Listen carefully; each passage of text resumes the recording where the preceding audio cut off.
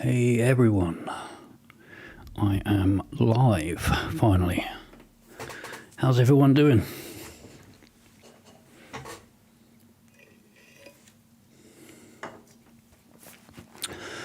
Let me get some sounds going. Okay, it is Lunaris night. Lunaris. And you know what? I think I am just going to load up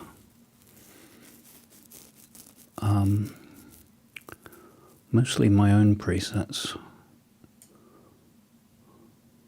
Let's see if I can find them.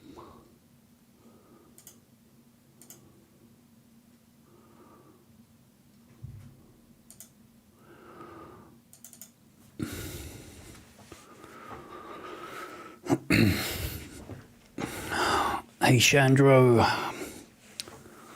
Mr. Sink, Ice Cream, Mr. Friedhelm. Sorry, my eyesight is really crap, so I'm gonna get people's names wrong, apart from those regulars that I know. Now, am I going to be really like 200% brave tonight and use a different key than my usual one, or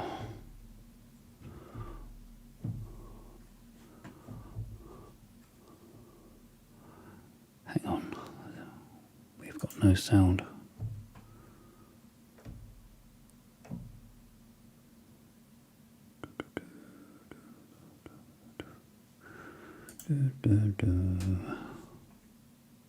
Guys, I've got no sound. I don't know what's going on. Let me just check settings.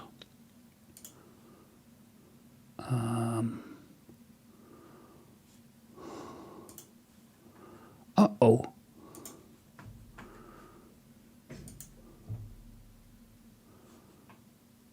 Oh, that's real strange. I've got no...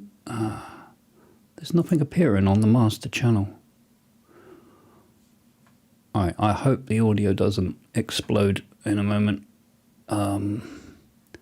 Wait.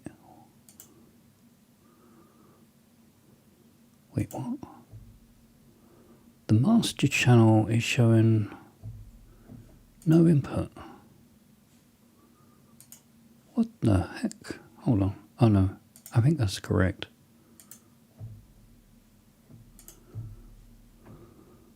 Wow.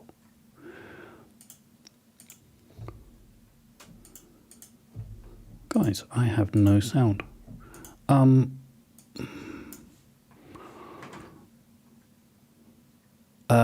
I've actually already revealed my voice, Paulo, on a previous live stream. I think it was my live stream I'd done a few nights back.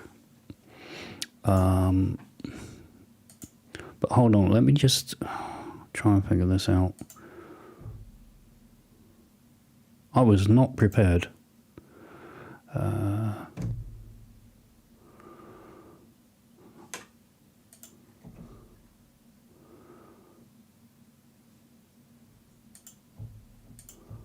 Very strange. Oh, I know what it is.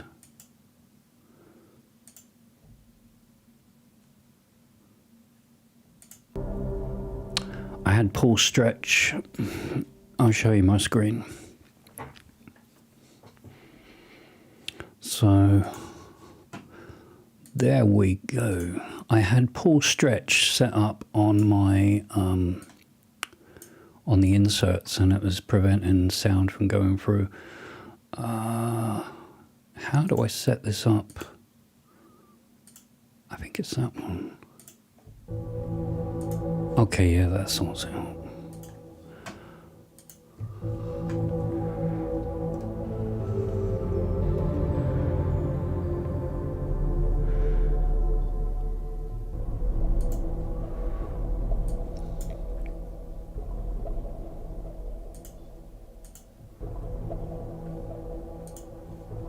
Okay, now I have another problem with crazy latency on the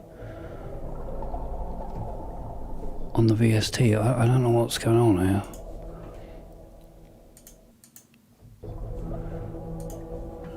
Let me check a different instrument.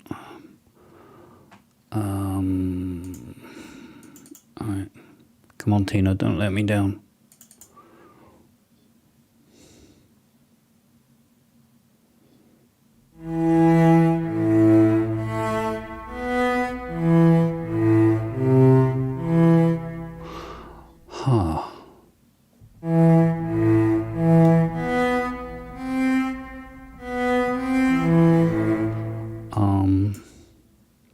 This is quite a major problem right now.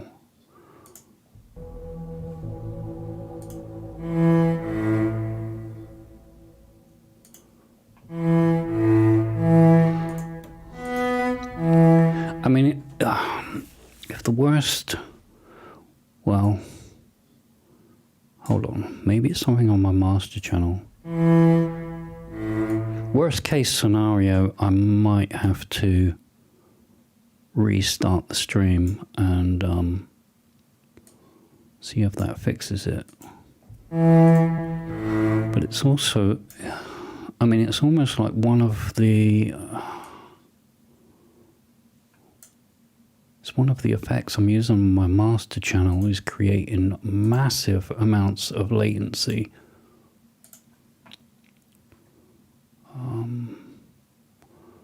Everything looks good there. But this is... Holy shit, this is unplayable at the moment. Alright, I'm gonna start deleting stuff. Strange though, I've got all of these plugins disabled. So they should not be adding to... Oh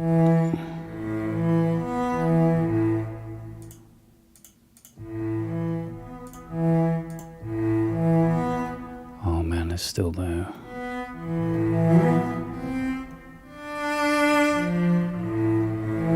Yeah, my ASIO buffer is always 512. I always keep it at 512 when I'm doing production. Or any live streaming as well. I tend to keep it 512. You know, the only time I have it lower than that is, well, maybe just improvising or practicing piano, like not streaming or doing anything else, just practicing piano where I like it to be nice and, you know, really fast. But I find 512 is fine for me. It's a good trade-off of the latency's there, but I'm kind of used to it. But this is huge latency. Holy crap, this is unplayable latency, and I'm not sure. Hang on, I think it's okay now. The drums are very quick. It seems to be slowly getting better, so I think it was something on my mastering channel. Yeah, this is okay now. Weird, that's never happened to me before. This is a very fast CPU, but I think one of those plugins I loaded was screwing things up. And I know Spacer is very CPU hungry, so I'm going to turn off that.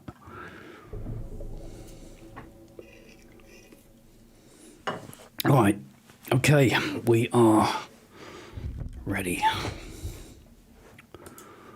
Let's just load this back up. I'm just going to improvise something in the background, and then if you guys want to ask me any questions, just make sure to do @StateAzure so that I can actually see it. Yeah, I think Paul Stretch might have been creating some of that lag, but I've deleted it now. I feel like the real low latency that it was reporting to the door is kind of stuck, but it's actually quite playable now. It's just not as good as usual. Okay, Lunaris 2. I don't know what happened to all my presets on here, but they've all got very fast attack times when I programmed them all to have very slow attack times.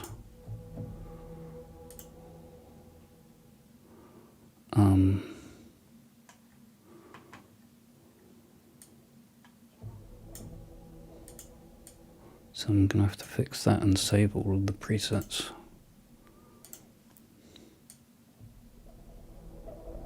That's better.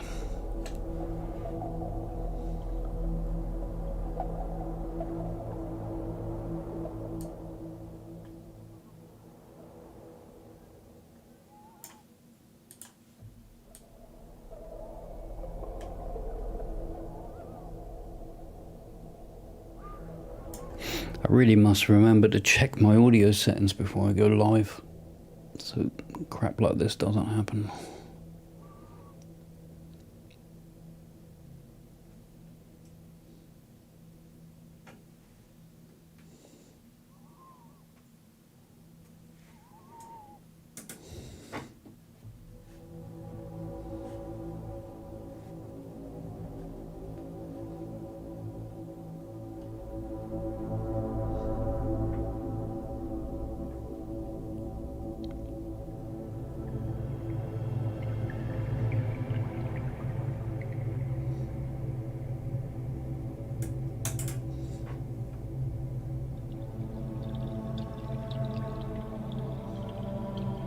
Oh, there's no antivirus on here at all.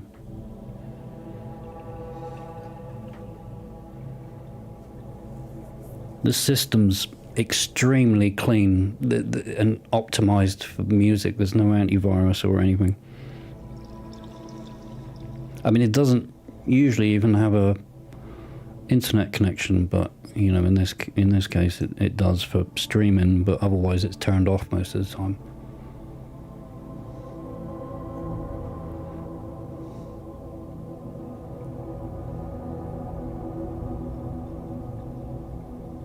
I think the door just got very confused with all of the plugins that I loaded into it and didn't even test beforehand. And there were some plugins that I loaded in that I hadn't even used myself yet. And I don't know, it just seemed it got a bit confused with the latency.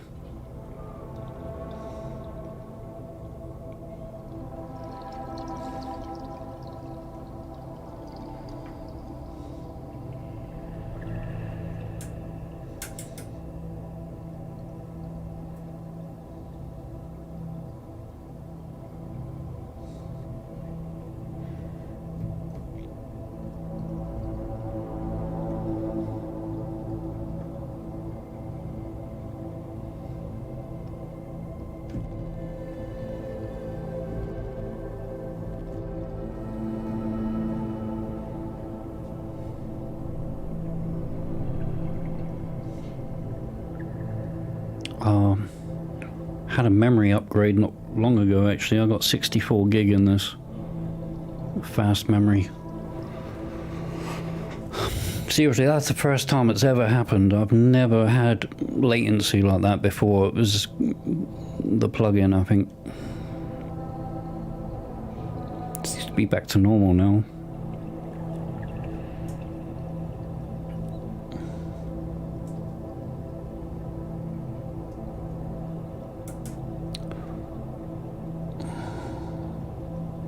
Oh man, Cosmos is so good.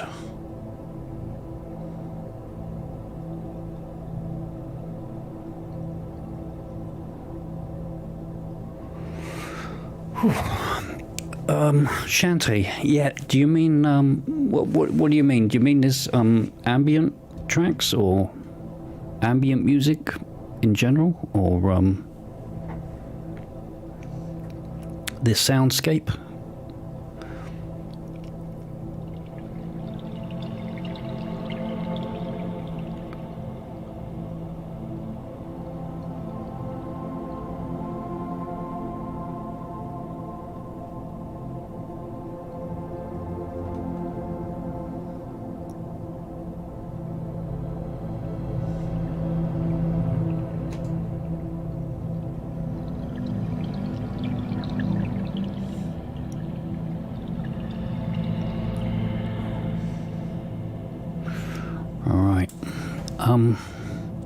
Yeah, guys, if you got any questions, just fire them at me. I'm in the mood for answering questions tonight. I would take advantage of it, because it doesn't happen very often.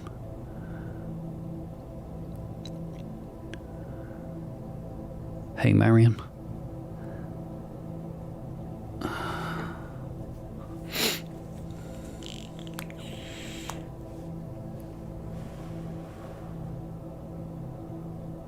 I'm afraid not.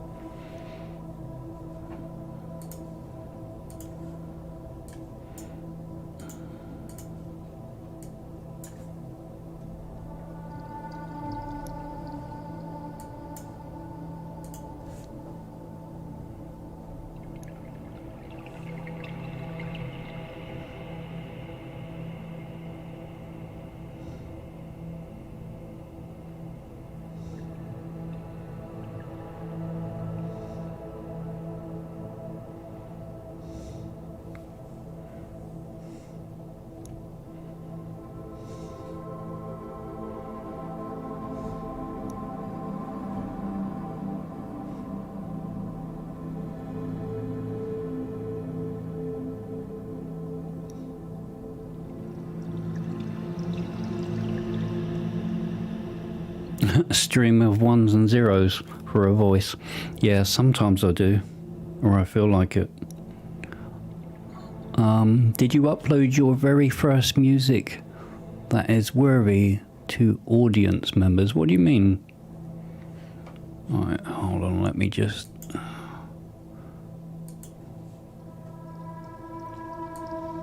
you mean when I first started putting my music out there?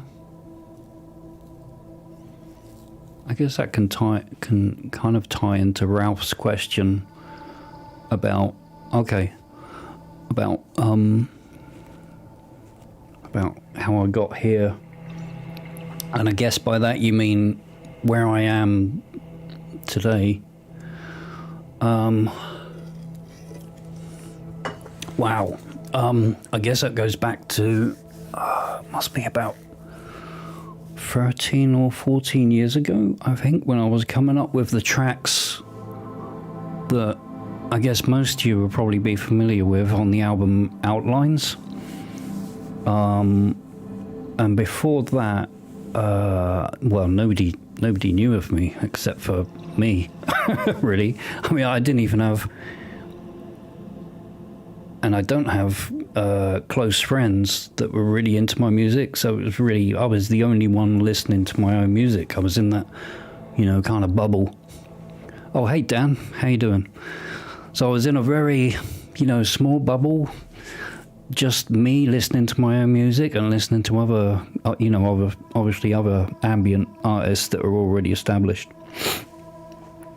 So I had no feedback, or I was getting no feedback at all about whether my music was any good or not. But so I was just kind of making these tracks in secret.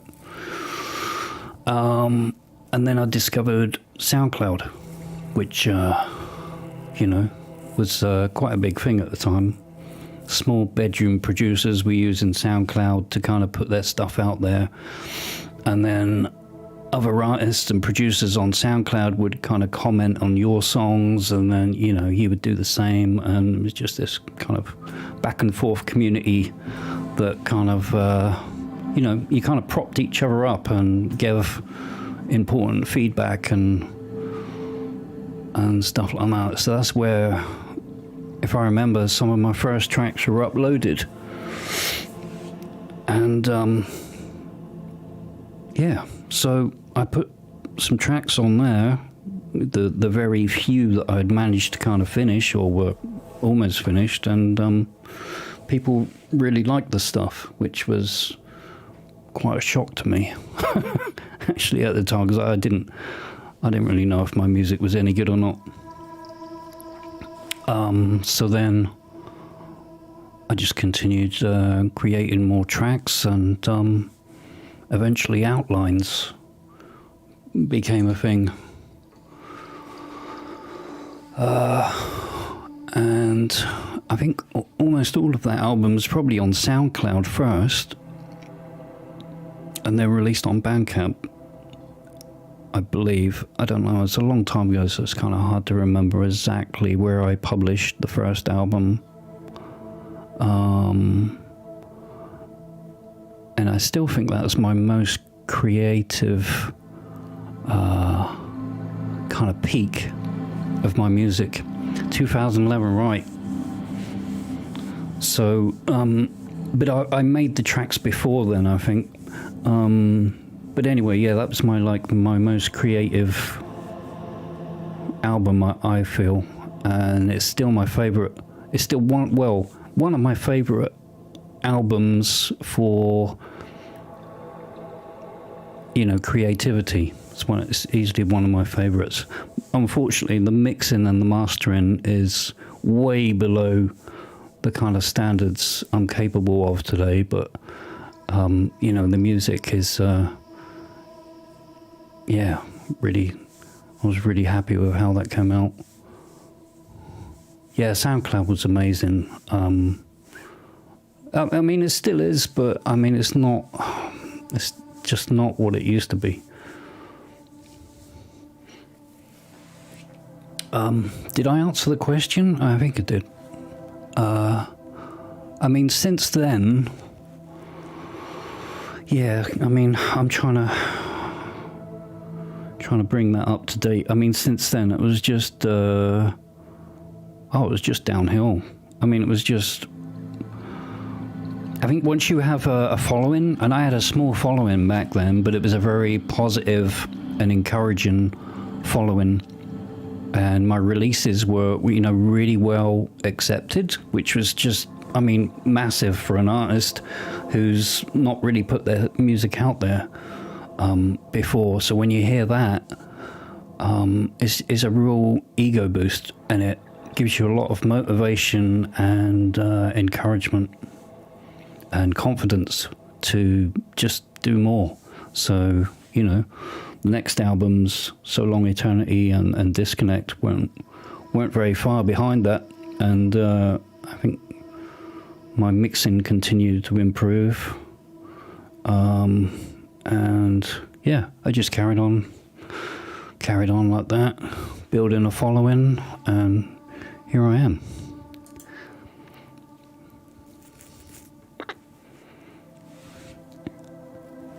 I think I owe a lot to the community and fans that followed me, because I think without them, I would have probably never released anything, because my parents were never really into electronic music or even music in general, really. None of my friends were into ambient music or electronic all that much. So, yeah, like I say, I was kind of in a bubble.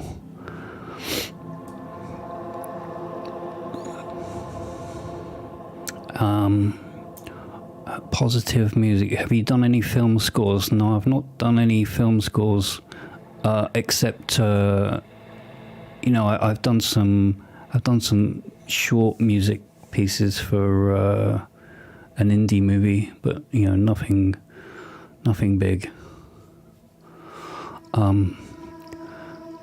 Guys, please repost your questions if I've missed any, and make sure you put at state Azure, or else I'll kind of miss them because my eyesight's crap.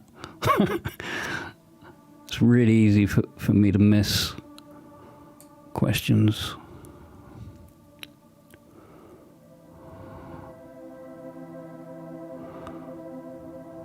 In at you. For this genre of music, I try not to hate its music. It's so varied, but I never liked Brian Eno's attempt at this. I love Brian Eno. I don't listen to him as much as I used to, but I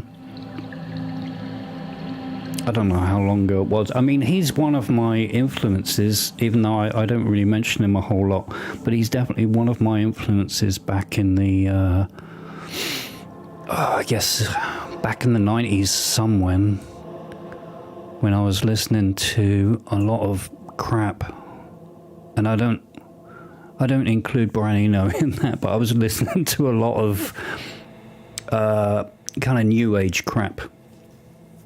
No offense to anyone that's into new age, but I mean, when I say new age, I really mean new age, like dolphin and whale fucking songs and all that kind of hippie shit back then that was all over the place. I was listening to a lot of that, which I kind of regret now, but you know, as part of my learning experience and finding my own sound, I think. So it was quite important.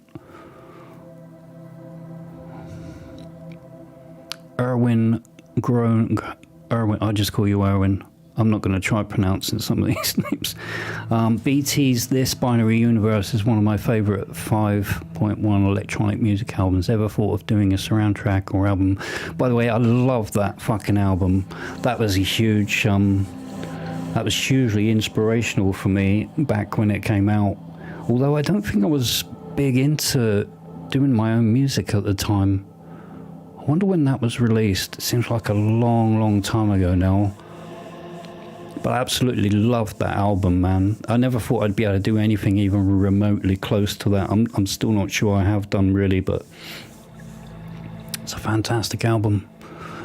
Surround sound. I've definitely considered doing Dolby Atmos or you know, surround sound kind of music, but it's very, very difficult for me to get into. It's time consuming, and I don't have the software because I primarily work on PC.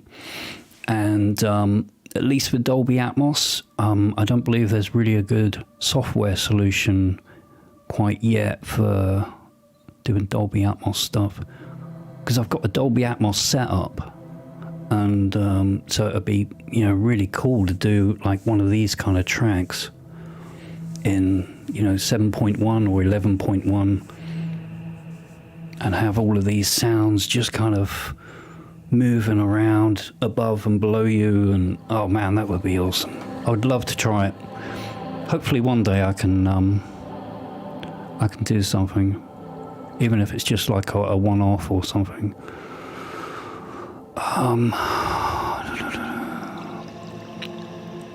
What is your favorite vaping device? Holy shit, where is it? Oh my god, I can't even remember who this is made by. I think it's Dove Pro. Hang on, I've got to put glasses on. Yeah, Dove Pro. I don't know, man. You tell me what the hell that is. I've been using it for so long that I don't really think about it anymore. And I've brought several of the same ones, you know, just in case this one like breaks or anything, because it's perfect, and including the tank. Everything about this just fits me just perfectly, and I've never had to look for anything else.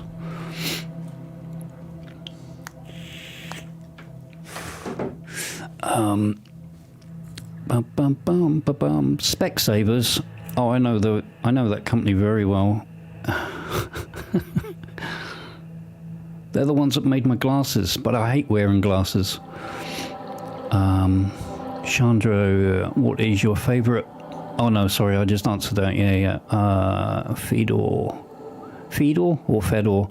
So you're self-taught in terms of music writing and production. Yep, completely self-taught. Completely self-taught. I took one. Wow, how long ago was this? I don't know how long. I must have been like mid-20s perhaps, and I took one piano lesson. Well, it wasn't strictly piano, but it kind of was. That's how the teacher would teach you, but it was kind of a music theory, you know, a proper music theory and piano lesson. And I just took one. It was really expensive at the time. I didn't have much money, but I wanted to get really good at music. And at the time, I just wasn't. Back in my mid-20s, I was producing absolute, just crap. At least compared to what I was listening to, I was miles away. But yeah, I didn't stick with it, unfortunately. I told the teacher that I just wanted to learn how to play the piano, and I didn't want to learn any of the notes or any of the theory. I just wanted to be able to play good, you know, like my heroes, like Vangelis and this. But yeah, so she told me to piss off, basically. Actually, she was quite nice. I think she didn't really want to take my money and just teach me how to play the piano. So she was like, yeah, just go. But she showed me some exercises and then told me to bugger off. And yeah, I just self-taught myself ever since. Which Korg synth do you recommend first? Opsix, Wave State, or something else? Probably, I mean, if you can find an Opsix, that's an amazing synth, and you can do some great ambient with that, but obviously it's going to be very limited.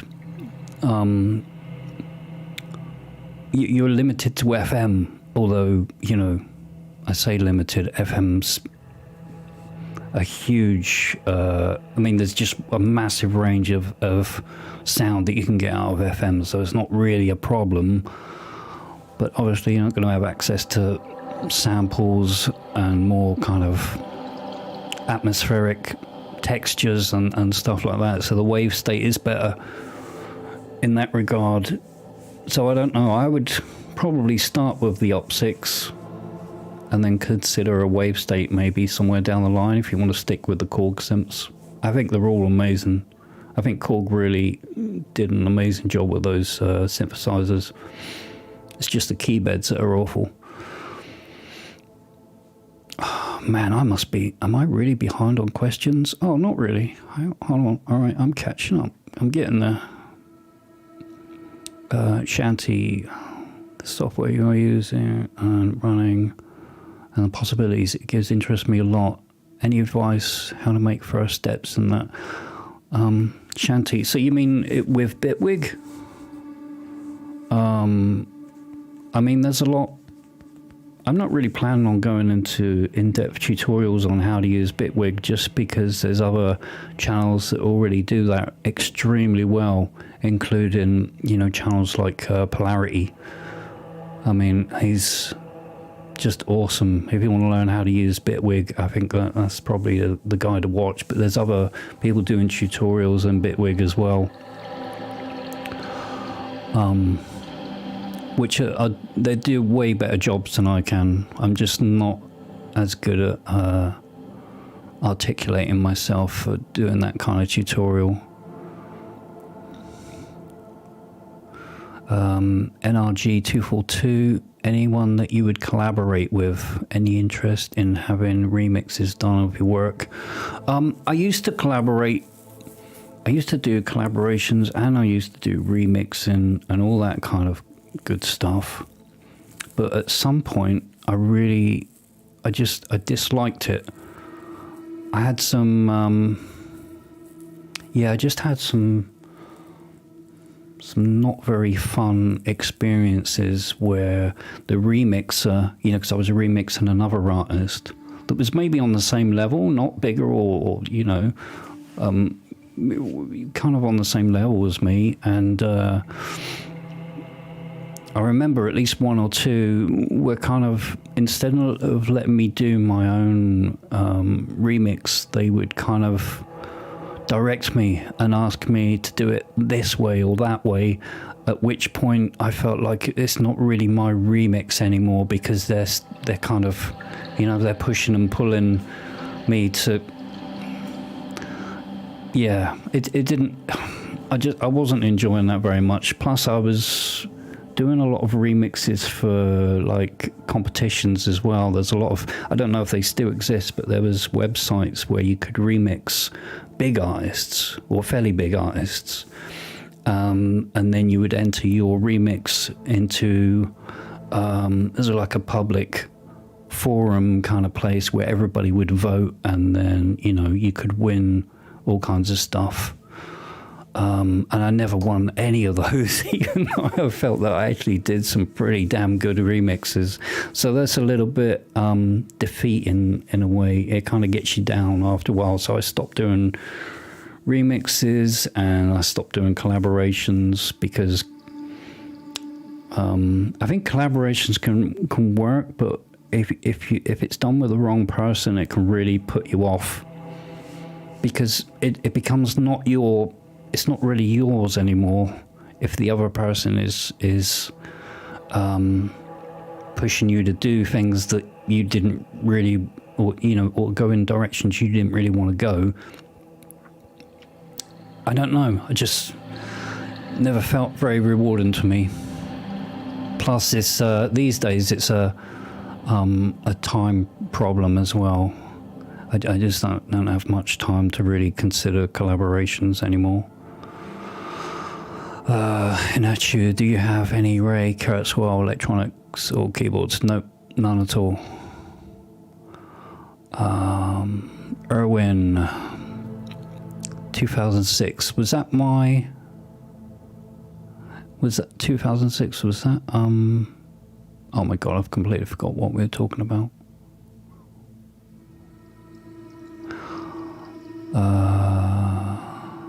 Whoa. I lost where I was.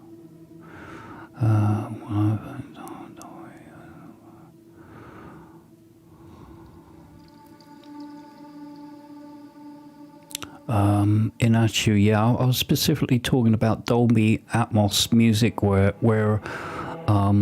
it's got nothing to really do with the Dolby, what you call it, you know, the Dolby thing.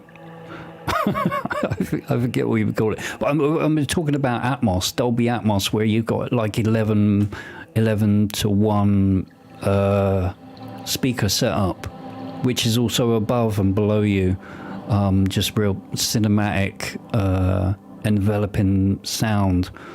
So you know, you can have things coming from just crazy amount of different places around the person listening, and it's something that I'd really love to do, but it's just not possible at the moment. I'm not sure Dolby Atmos is ever going to be possible on the PC. At least nobody seems to be working on providing the tools and the software yet.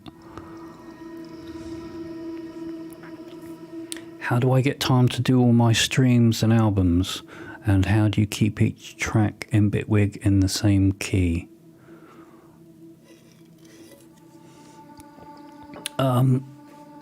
Keeping everything in the same key is just easy. I mean, you just keep everything in the same key. I mean, all of my, you know, I improv in the same key, and yeah, it's just it's easy really. And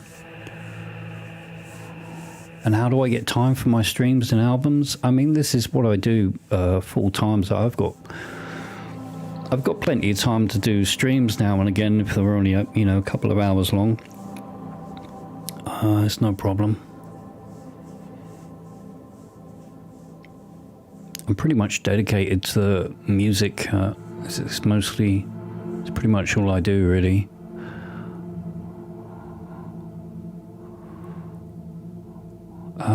For these live streams, your sound is amazing. sorry, it's from Visions Music Group. These live streams, your sound is amazing. What does your DSP FX chain look like, or is it what we see in Bitwig? Or no, actually, I'll let me show you.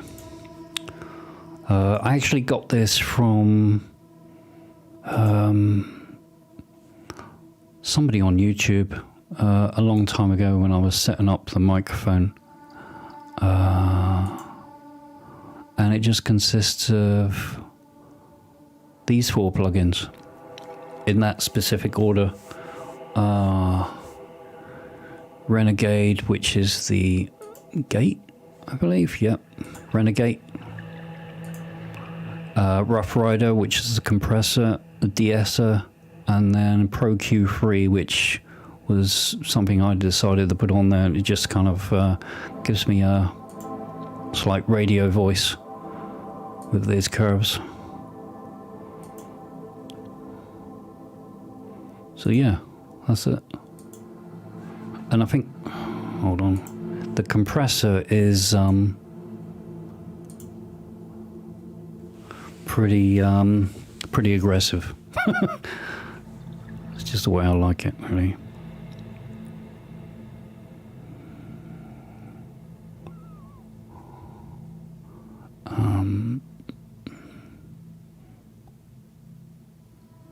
Let's see. Damn it, I was catching up for a while.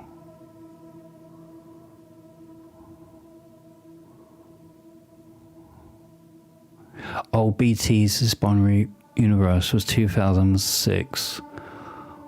Yeah. Yeah, it's quite a while ago. So, I'm trying to think what I was doing back then. I wasn't creating a whole lot of music back when BT dropped that album, but I do remember being very heavily inspired by that, and also Chicane's album. Oh, what was that called? Something the Sun. Oh, such a long time ago. Very inspirational albums for me, and I believe that they both had something to do with me getting into music a bit more seriously. ST, I once saw you use the Noodler. Do you still use it in projects? No, I don't, but I do still have the Noodler, and I was going to use it at some point to sequence all of my or some of my analog gear on my synth rack. So I don't know, hopefully if I get a chance at some point I'll do that. Could be quite fun. Love the light in the SA studio. Visiting blue, the worst possible color for eye strain. I don't know, is it? It might be, but you know, blue is my color, so I have to live with it.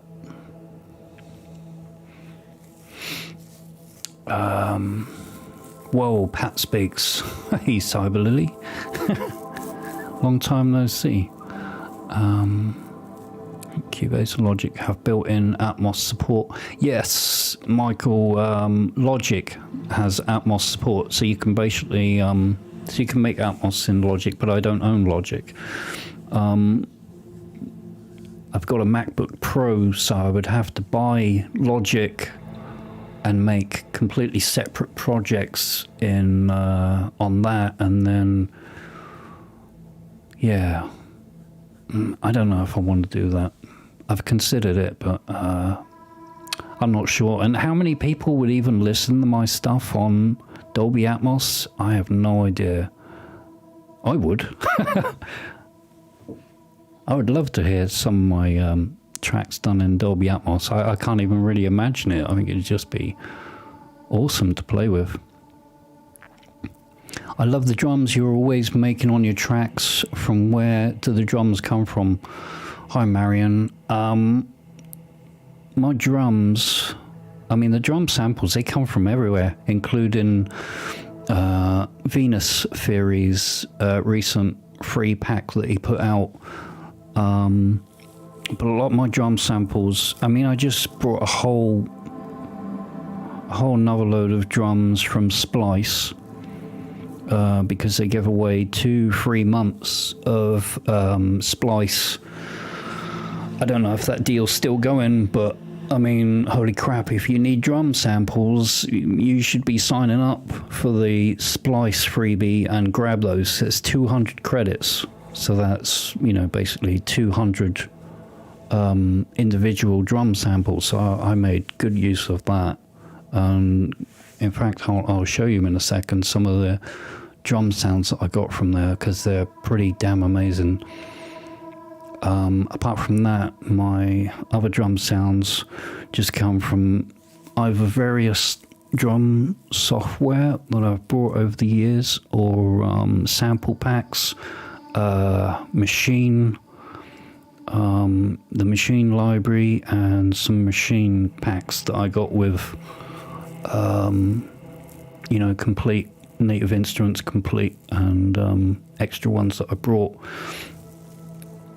Then what I do, because obviously that's a massive amount of drum samples, I go through them and just audition the drum samples and pick out the ones that I like and put them into, you know, favorites folder, just organize them.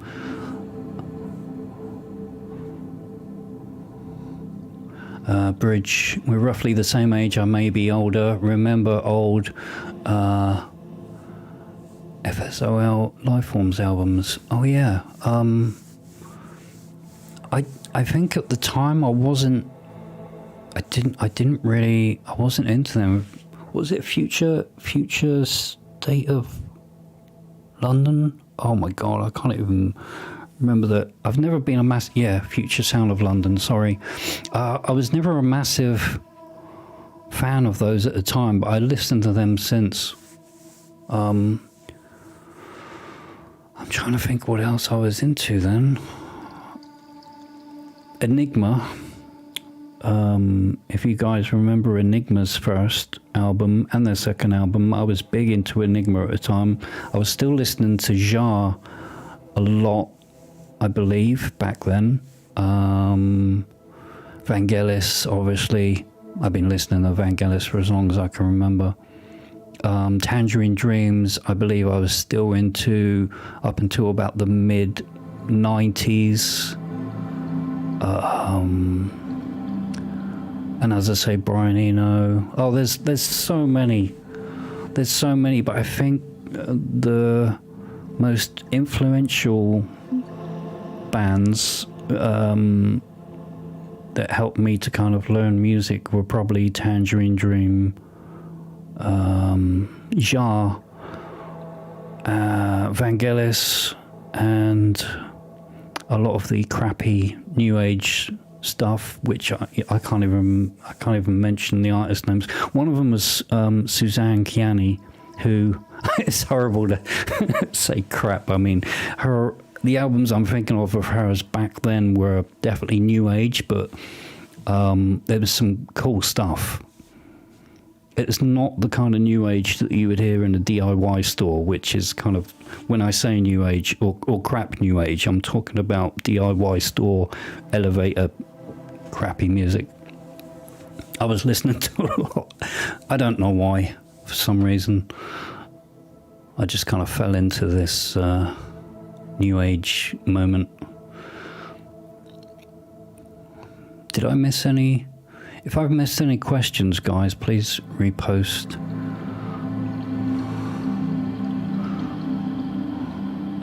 Orbital, yeah, I listened to some Orbital. I wasn't big into Orbital either. I was massively into Enigma. Bitwig. I don't pronounce the T, I say it with a very crappy British accent. Bitwig. Carbon-based Lifeforms, yeah, they're amazing. Deep Forest, yeah, I was big into Deep Forest as well. They were kind of borderline new age, but again, not the crappy new age that I'm talking about. Deep Forest were very well respected. Prodigy, no, I was never into the Prodigy all that much. I'm very familiar with them. I just, they were a little bit too harsh for me, I think, at the time. Patrick O'Hearn. Does anybody remember Patrick O'Hearn? I used to listen to quite a few of his music back then when it was on the Private Music label, along with Tangerine Dream and Susan Kiani and some others. I mean, I even used to, it's embarrassing, but I even used to buy those New Age tapes that you would see like in your local high street that were being sold from like these, what would you call them, like mystic stores that had like, oh man, that's embarrassing. You know, and you would walk in there and there would be just like whale songs in the background and, you know, these kind of salt rocks and hippie stuff all over the place. I would buy tapes from them. Awful crap. Gregorian chants and all that stuff. Chandro, what do you think of Straylight, Farlight, Ashlight? I've not tried Ashlight, but I've got Straylight and Farlight. They're, yeah, they're okay. They're very CPU heavy though. And I believe that's just, well, I mean, it's granular, so granular can be quite CPU heavy, but I believe they do use quite a lot of grains for the good quality that you get from those. So they're amazing, but I mean, you have to be careful to use them kind of sparingly and not overload your system.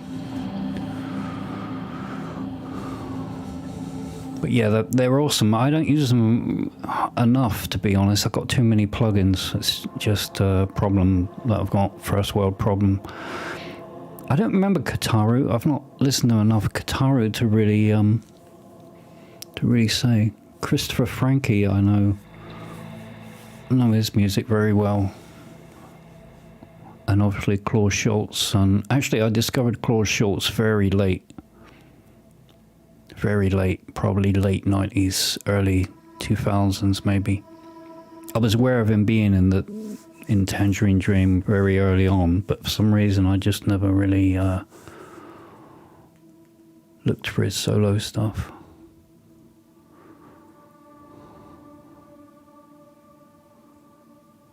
Yeah, O'Hearn was oh man, there was some early Patrick O'Hearn tracks that I loved. They were definitely new age at the time, but there were some really nice sounds. He just had a great ear for mixing sounds and layers. NRG242, any gear you're looking at to add after the Prophet 10, pedals or synths? You know what? I do not have a lot of room. I don't even have room for the Prophet 10, even though it lives right there in front of me. But really, I mean, that's where the GR1 was. I'm probably going to sell the GR1, I think. But the Prophet 10, I mean, it's just, to be honest, it's not very good there. But I got nowhere else to put it, so I'm trying not to look at other gear, and I can't really think of the only synth that I can think of that I really wanted was the third wave, the you know, kind of based on the PPG that Tangerine Dream were famous for back in the 80s when they did their albums that were based on PPG, like Exit and White Eagle and stuff, because I absolutely fucking love that era of Tangerine Dream. It's by far my favorite, and a lot of that is due to the PPG and the sounds that they programmed. So the third wave, when I saw that become a thing. It was like, holy shit, I need one of those. And I believe you can put down a pre-order for one of those now to get them delivered to the UK. But oh man, it's very tempting. It's very, very tempting. I would love to get one of those and program my own sounds on it. I do have the PBG software actually. But, you know, this is a modern take on the PBG, so... Yeah, probably no... No, I don't think there's going to be any new gear for a while unless I, you know, maybe buy something temporarily just to try out. But I'm probably going to get rid of gear rather than buy more. Then again, it depends what, you know, what might appear. Steve Roach is awesome. I went through a phase where I would listen to just tons of Steve Roach, Robert Rich, Brian Eno. Oh, Schiller. Yeah, I love Schiller. Schiller was awesome. I was into them around the same time as Enigma, I think. But yeah, I went through this phase where I was just listening to very Eno-style ambient for a long time, including Jazz Waiting for Cousteau, which it was just playing almost every single evening. I would sleep to that track, the long version.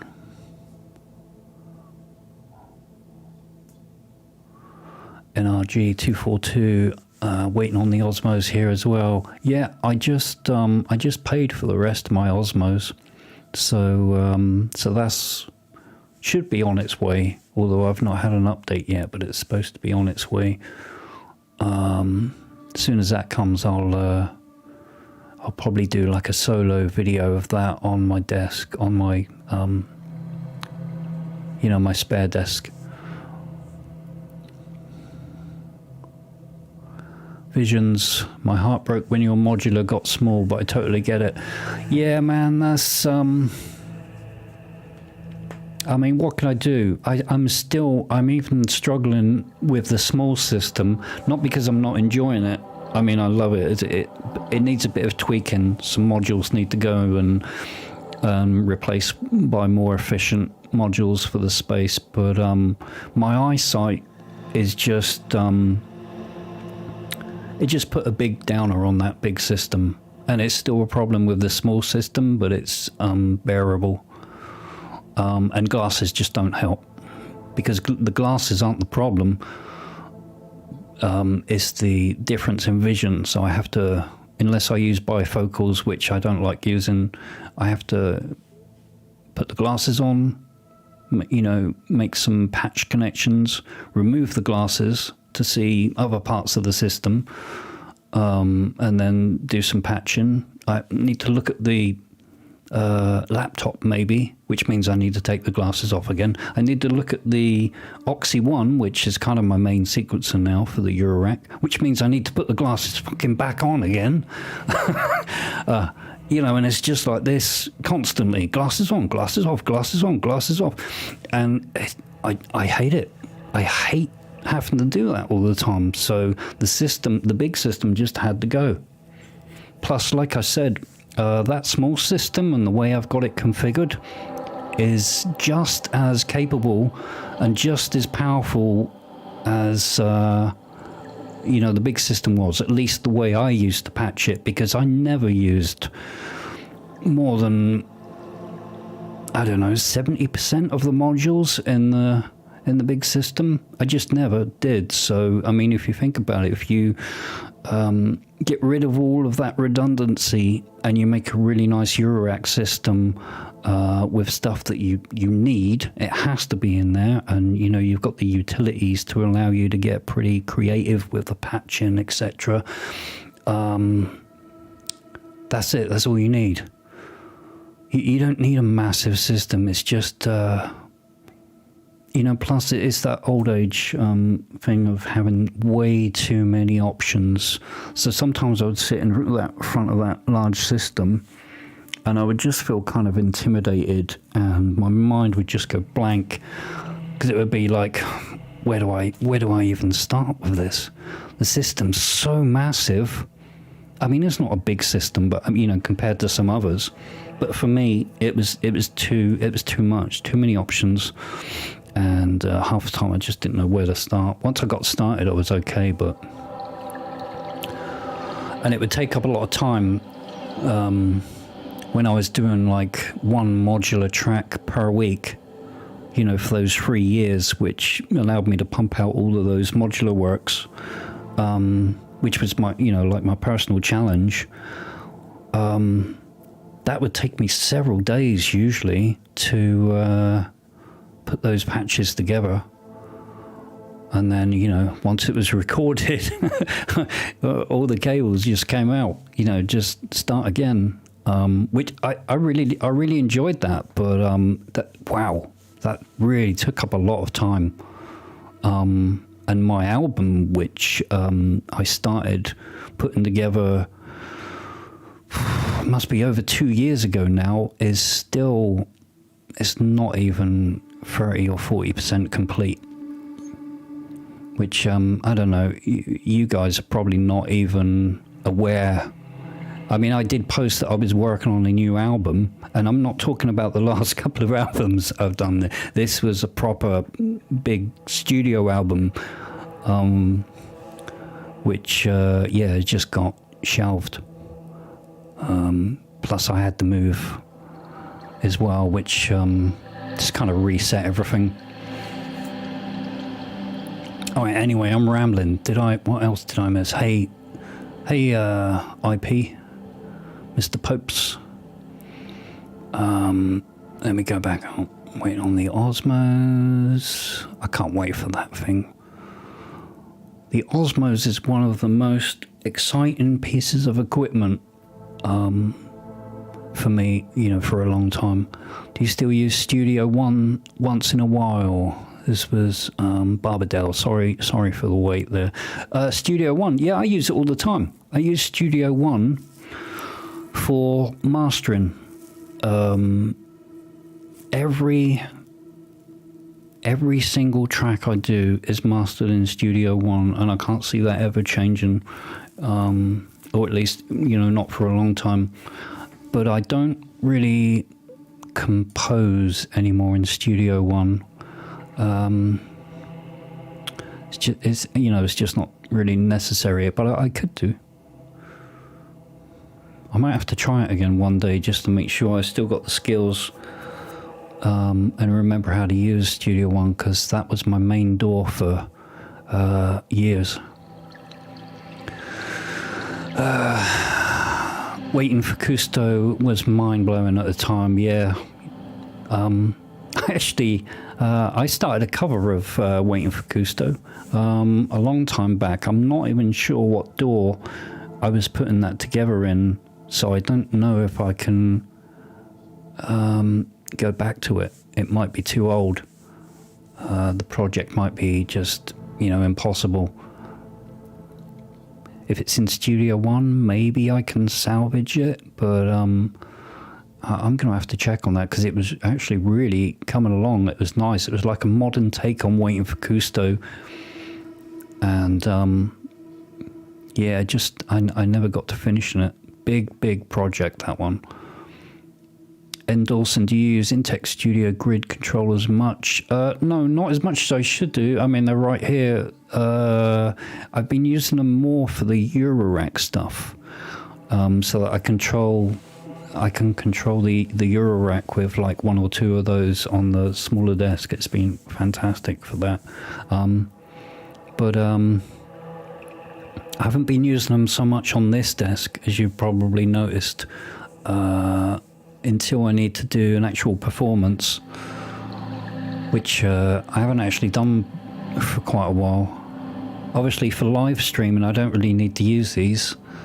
I can just use the mouse. Nick, Do you have any interest in sound tracking video games? Maybe. Maybe. I'm keeping that door open, considering it.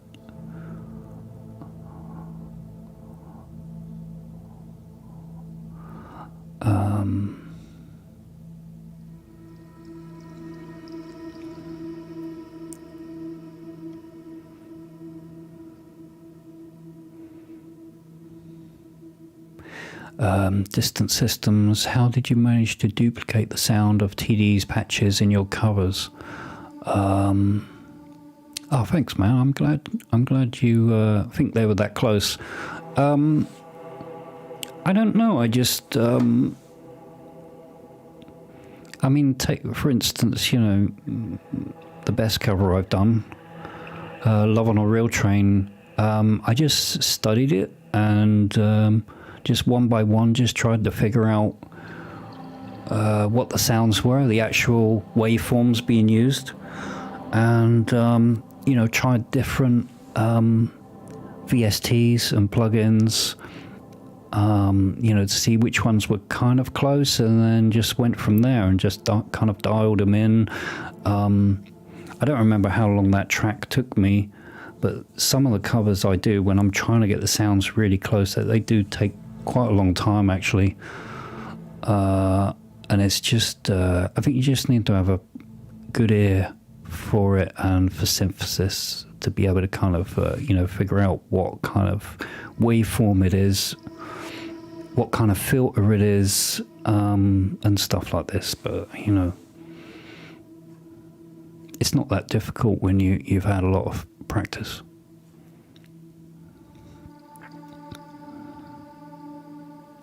Lino, what about software German group Innovative Communication? I've never heard of them. Never heard of those guys.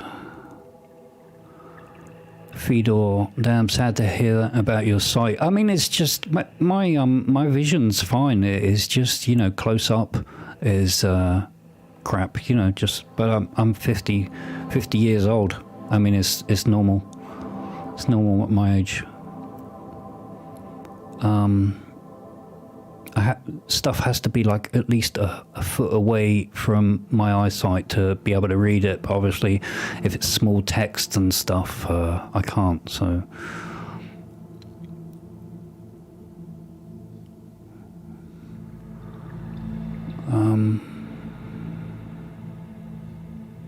Visions, 1 track per week. Yeah, that was difficult, man. I even had a crazy, I don't know if any of you guys know Beeple, the artist. Beeple, he does a piece of art every single day, and he's been doing it for a long time. He does it every single day without fail. He's a hugely well-known artist. I was actually going to try and do, you know, inspired by him, I was going to try and do a track per day for as long as I could keep it up. I'm actually glad that I didn't do that, because, man, I just wouldn't. I don't think I'd have time for anything else. It would destroy me. Michael Martin Sturzer, and you are my inspiration to start with ambient music some time ago. That's awesome, man. Glad to hear it. Paul Disney, I'm 8 years into a studio 8 years into a studio album right now, almost done. Maybe, oh Jesus, 8 years. you need to work on that. Holy hell. I hope it's a good one, man. NRG242, did you multi-track all of those modular works into the DAW for more processing? No, most of the modular works, Eurorack tracks, were just done on the fly, exactly as you see and hear them in the videos. I couldn't multi-track them, actually. All I had was a stereo file. So, yeah, there was a bit of a final mastering, but there wasn't much in the way of editing or mixing. It was just you pretty much got exactly what I did on the night without any practice. That was kind of part of the challenge, right? To come up with a Eurorack track every single week and then perform it for the video live. No practice, nothing, just fucking do it, record it, master it, and then put it online. And that was it pretty much for, I don't know, 95% of those modular albums. Some of them I did some post-production work and added stuff over the top, but not very often.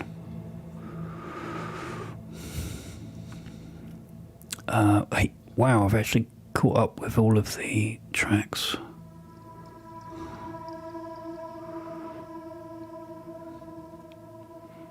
Cheers, man. Glad you enjoy the Vangelis memorial stuff.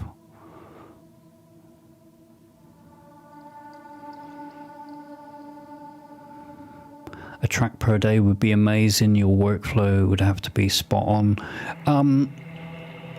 I can absolutely do it.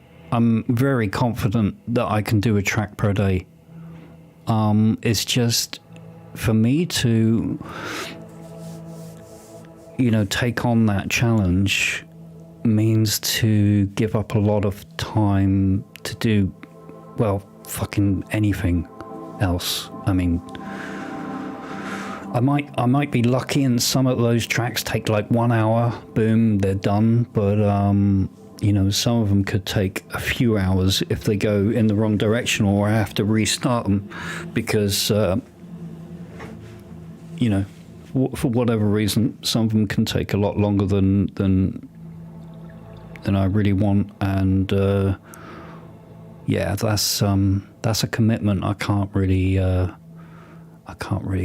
commit to because I've got too many projects and everything would just get shelved for God knows how long. Oh yeah, the wormhole. Give me a sec, guys. I'm just gonna take a very short break and then I'll be back.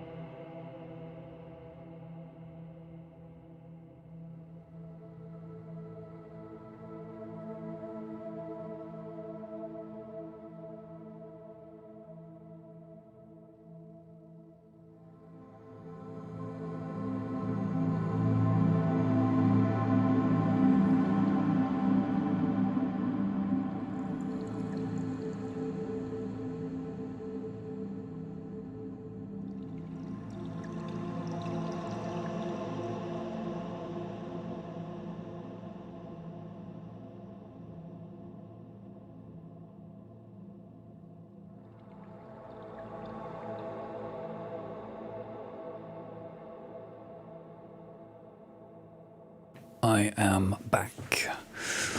More questions.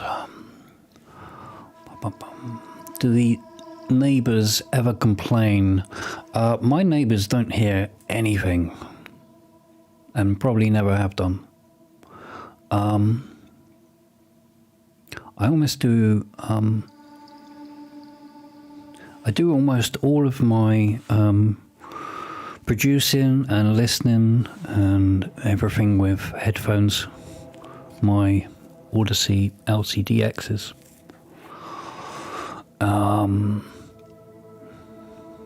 Yeah, I almost never use my Adam monitors. Everything's done with headphones. Has been for years and years. I just find it's the best way to make ambient. If I use my monitors, I'll find that I just I get stuck. I get stuck on tracks. I don't really know where to go because I can't get immersed into the atmosphere that I create, and the atmosphere itself just isn't very just isn't kind of like inspiring me. But if I do my music with cans on, then I can get really like intimate and enveloped into the music, into this world that I'm kind of creating, and it just kind of self-inspires. It's like a feedback loop. That's just how it is for me. I've been using headphones for over a decade to produce music now. It just works really well for me.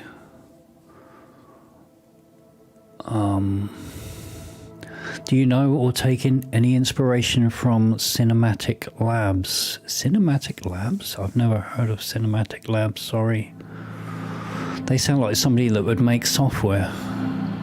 Are they an ambient group or something? I'm not familiar with them at all.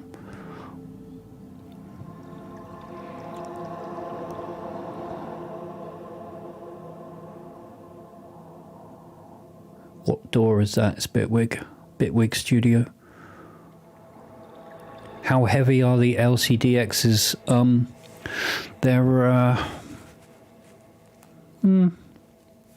Yeah, they're quite heavy. I mean, but the strap's good. It's comfortable. I don't really notice, to be honest. I can have these on for, I don't know, easily 2 or 3 hours. They don't bother me. I've not really pushed the kind of weight to a, time limit yet. NRG242, ever try out the Slate and Ash VSTs? Yep, I have all of them, or most of them. I've got Auras, Choreography, which is absolutely amazing. And what was their first one? Yeah, I've forgotten what their first one was called. Slate and Ash are just amazing. Very expensive contact libraries, but extremely good quality.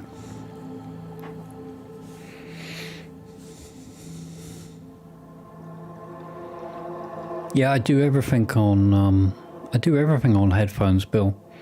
I almost never, honestly, the monitors are never turned on. They're pointless, really. I don't know why I got them. I mean, well, no, I do use them for referencing as well. When I finish mixes and masters, I use them to reference and make sure everything sounds okay through them as well. But to be honest, I'm not even sure that works very well because I'm not used to the sound of them. I don't use them enough, so I think it can kind of skew my perspective. You need to be familiar with your monitoring as much as possible to get the most out of them. Lino, but speakers are much more spacious or able to produce more wide stage. Yeah, that's right. You're absolutely right, although I do use open back headphones. Chandro, I use the Odyssey LCDX. They're you'll find a link in the description. They're very expensive headphones. I upgraded from these recently. I used to use the Biodynamic 770 Pro DT. But these, well, they're amazing, but these are just on a whole nother fucking level. They're just fucking amazing. But yeah, Lena, what you were saying about the spacious, I think when you get used to a system, to a monitoring device, even if they're headphones, you know, as long as they're pretty good, because there's a sound stage on headphones as well. And, you know, when you get used to them, you will be able to play stuff pretty damn well. You still want to check things out on monitors and stuff, but I can't write good music with monitors. I just can't do it. Not ambient music, anyway. Hey, Soren. Nice to see you. Wow.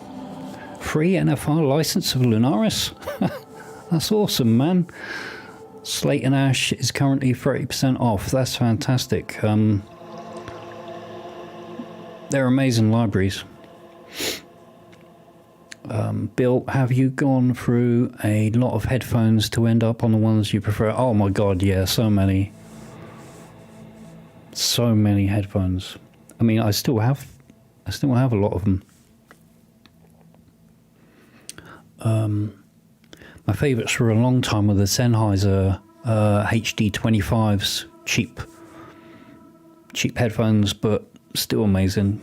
I mean, compared to these, what I use now, they're not even comparable.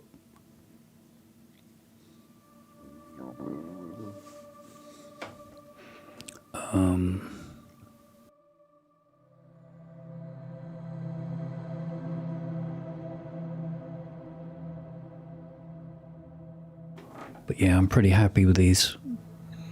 I can't imagine finding a better pair of headphones now.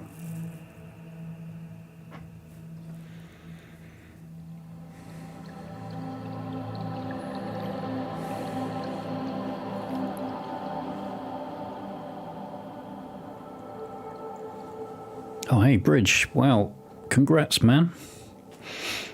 That's awesome.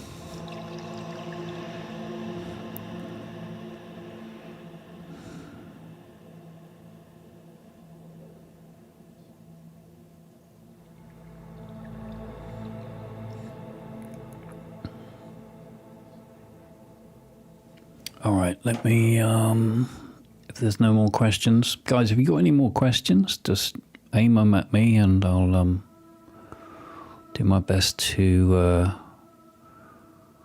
reply without sounding like a dumbass. Do I hear for the first time the voice of SA? Maybe.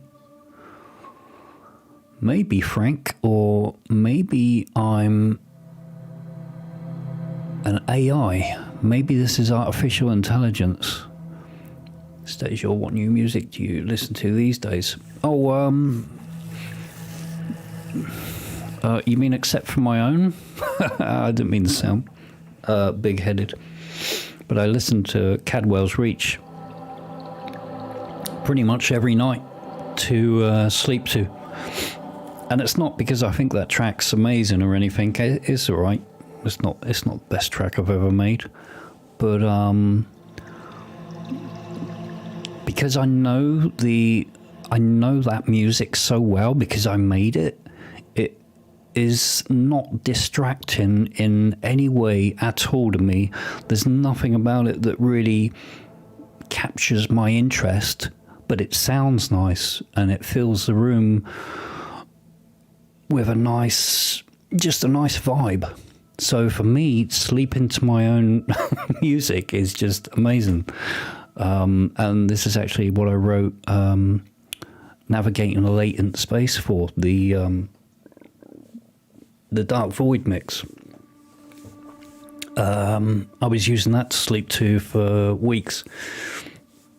It, yeah, same effect. It's just a very nice atmosphere that it gives to the room, and just allows me to sleep without being distracting or anything.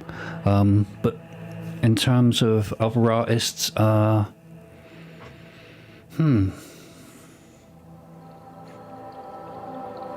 was listening to quite a bit of tapes and topographies who do this really nice, I don't really know how to explain it, a really nice kind of long form, nostalgic kind of ambient. They're really, really good, fantastic, beautiful ambient tracks. Apart from that, listening to Ultimate's stuff, especially Ace Dana and I don't know how to pronounce his name, Like. Their new album, anyway. It's yeah, it's beautiful.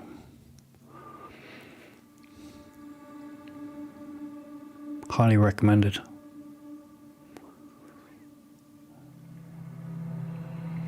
Apart from that, I haven't been listening to a whole lot of other music. The problem with me listening to a lot of music, other artists' music, is I can't avoid the influence on my own music. So when it comes to me working on a project or one of my own tracks, that influence can kind of change, or it would kind of, I don't know, it can kind of move the track into the direction of sounding like the artist that I've been listening to. So I've got to be careful, especially if I'm writing, something that I feel is original, even though nothing's original. If I want it to be as original as possible for me, then I need to avoid listening to too much other music. Ralph, I somehow can't listen to my own stuff. I'm not a big fan of my own music.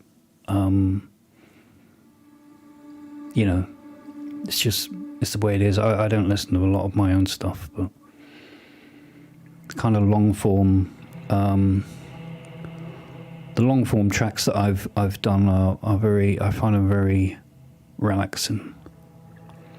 Kieran, what's your desert island synth? Probably the Quantum, the Iridium, whichever.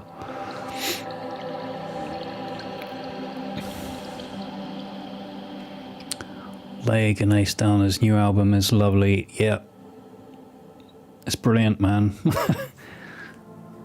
I was listening to it earlier today, and I felt like it was going to start influencing any tracks that I might come up with. I could see your sound doing well as a psychedelic therapy album, kind of like John Hopkins. I love John Hopkins, by the way.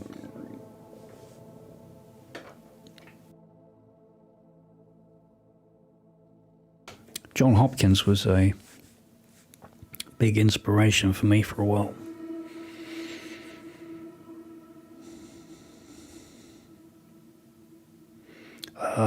Michael, what is your audio interface? It's the RME UFX2. It's all in the description.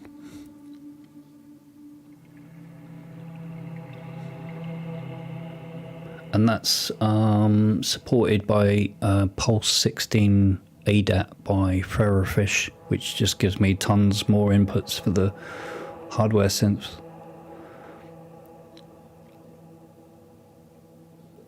How many times have you gone to sleep listening to Blade Runner original soundtrack? Yeah, quite a lot, quite a few times, or at least I used to, long time ago. Psychedelic therapy. John is amazing, absolutely brilliant. Yeah, Hopkins is great. I used to listen to him Well, I discovered him back when he did his first couple of ambient albums before he went techno. If I remember, he did those 2 ambient albums, and then he did Insides, which just still one of my favorite albums ever made. And then he went a little bit too techno for me, unfortunately. I still love his stuff and massive respect for what he does, but I wish he didn't go that direction. In my opinion, John Hopkins was possibly the closest thing we would have got to another Vangelis. You know, without copying him, he had his own style, but I know he was also inspired by Vangelis, and holy shit, his ambient music was on another level.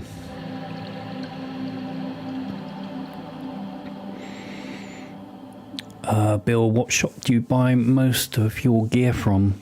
I don't really have a particular shop that I buy most of my gear from. I don't think we got a whole bunch. It's just whichever store has got the gear in that I want to buy at the time. Juno is one that I use a lot. Juno.co.uk, Juno Media. Because they also would do deals for you as well. You could email them or chat with them online and say, hey, can you give me this Waldorf Iridium for £50 or whatever? And of course they would never do it, but they would knock off, they would give you a special code that you could put into the checkout, which would knock off a bunch of money.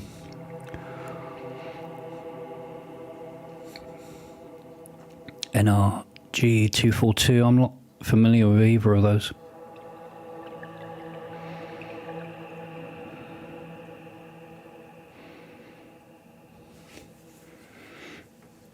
Oh, Antarctica, yeah, Antarctica was Vangelis. Right, let me oh,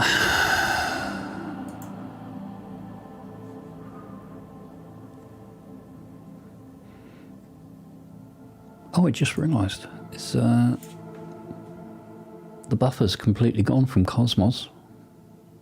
It's been gone for a long time. Alright, let's load up a new sound in Lunaris. Hold on, I'll do a new instance. Gonna use another one of my presets.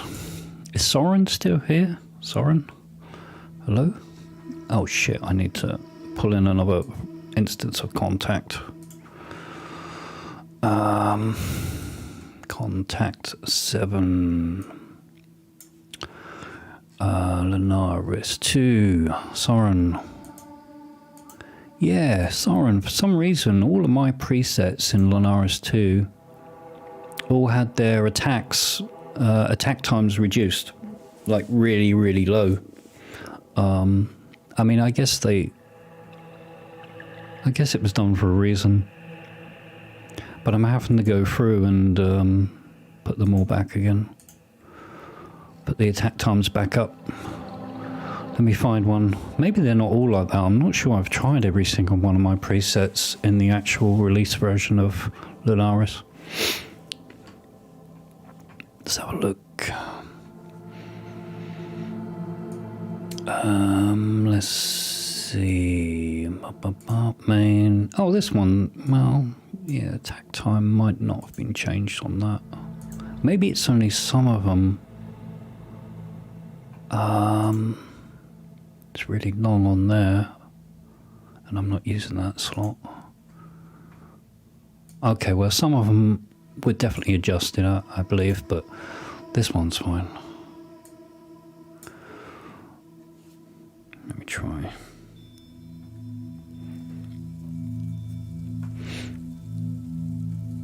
I'm just gonna slow the attack down on the first sample again, because I know for a bunch of mine the attack times are like almost maxed out, or some of them probably were maxed out. They were like really, really slow attacks. It took quite a while to Oh, really? That's weird. Yeah, some of them... I don't know, maybe it's me. You know what I'm like, I make some dumb mistakes sometimes.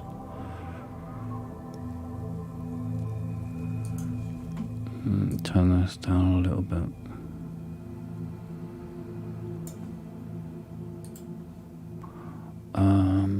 Do I have the H90 control open? There we go. H90. Is Bridge still here? You wanted to hear the wormhole effect, didn't you? I'm going to bypass the... Hold on, let's just make sure I save my preset. Actually, why don't I... Yeah, I'm going to work on a new program. And call this... I don't know. I'm just going to do... wormhole. Okay, why didn't that update? Do I have to... I don't know. Anyway, let me... preset library... algorithm... wormhole... deep spaced. That sounds cool.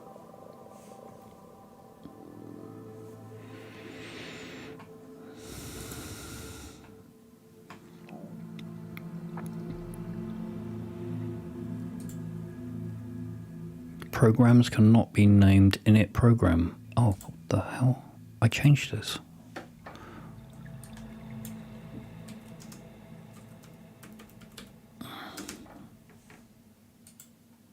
Alright, now it's updated.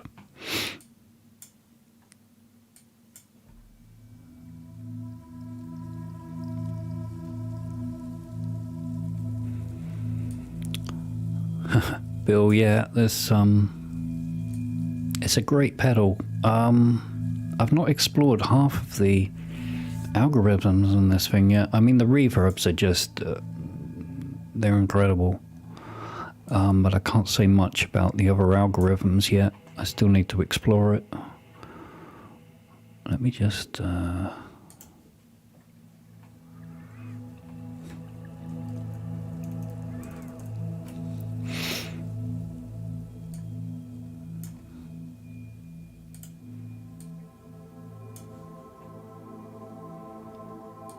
I'm not sure if you're going to be able to hear this well just because...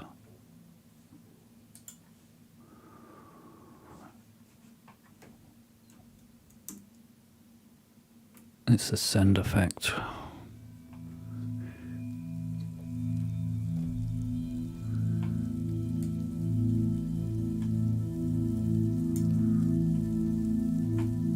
Wait there, how's the routing? Oh, it's in mono.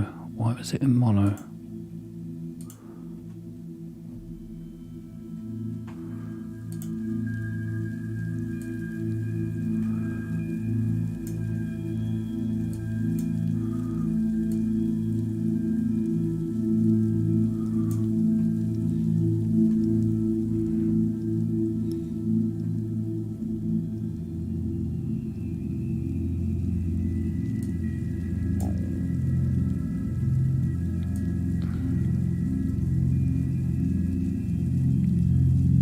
I don't know what half of these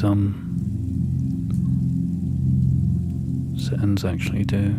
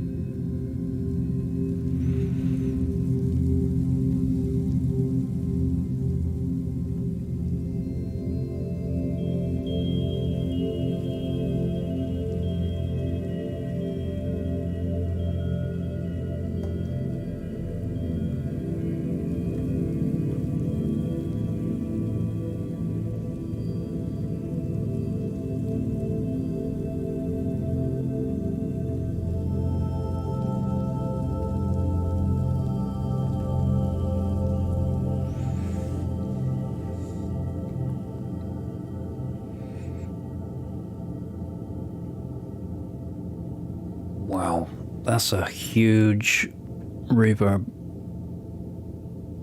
I just realized the diameter isn't even right up there. Entry field. What the heck?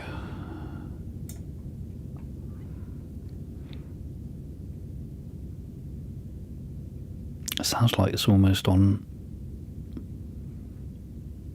infinite decay.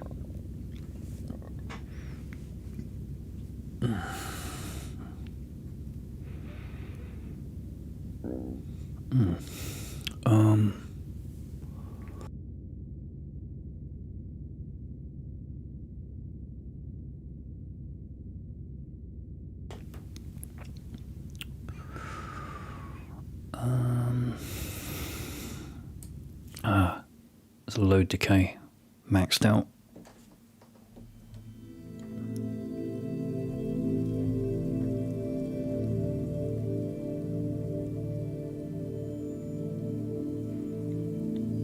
Yeah, it's just the control interface, like standalone software for programming it. It's not a VST or anything. I wish it was. It'd be kind of cool to be able to modulate all of this stuff in real time in Bitwig. That'd be amazing.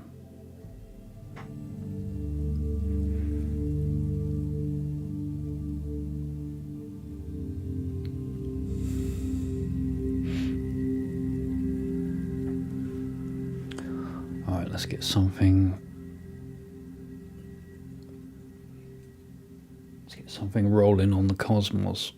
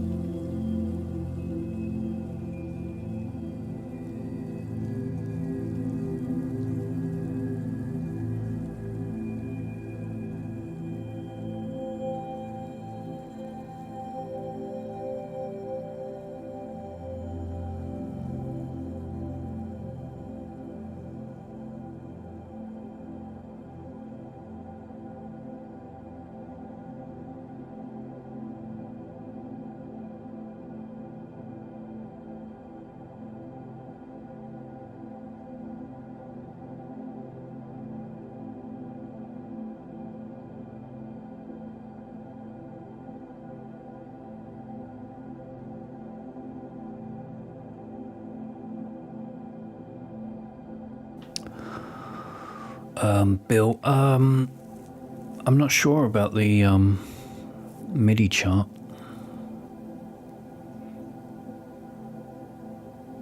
Is the synth hardware or VST? Lunaris? Do you mean Lunaris? Lunaris is a contact library.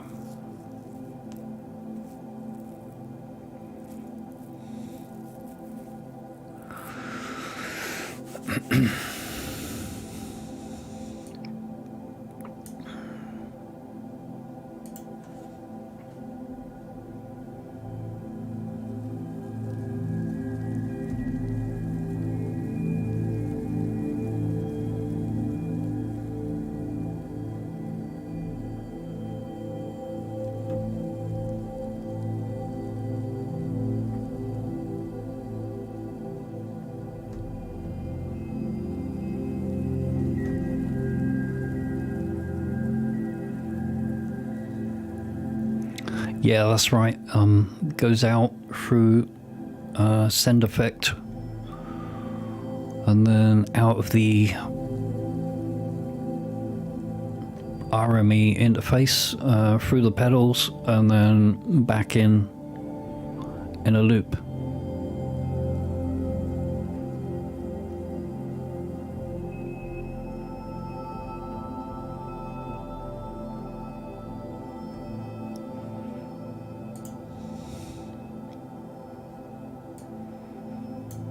Which, as you can imagine, I have to be careful of. Sometimes I've had some crazy feedback when I've had things routed kind of wrong.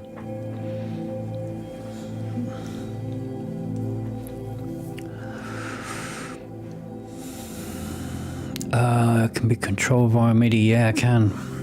Yeah, I just kind of wish they, you know, if they got the software, they do a VST version so we can just control all of those knobs right from inside the door without having to set anything up. That'd be amazing. All right, let's get the other Lunaris track running in the background as well.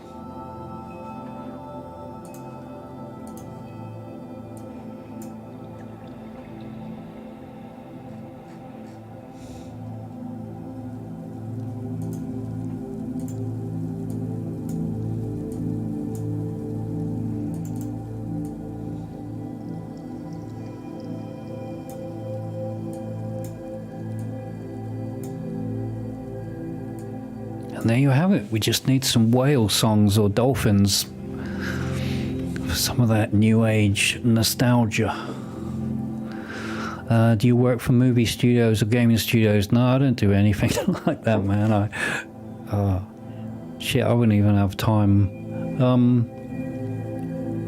I don't know, if the right projects come along, obviously I don't you know, I keep my options open, but I don't have any high profile kind of work like that.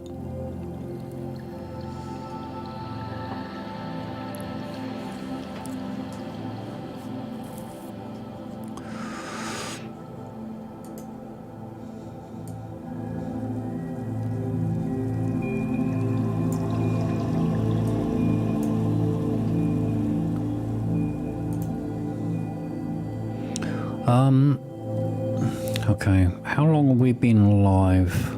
Almost 2 hours.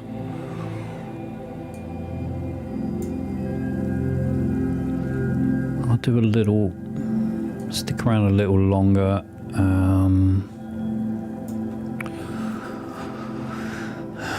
Maybe add some piano.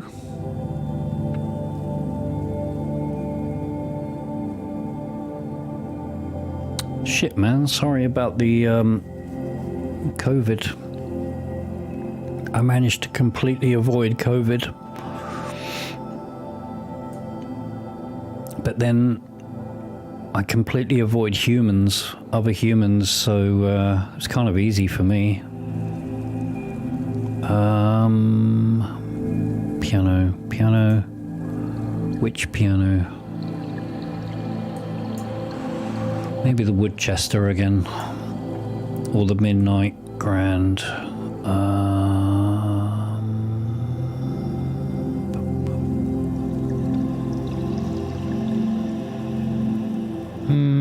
Let's go for Woodchester.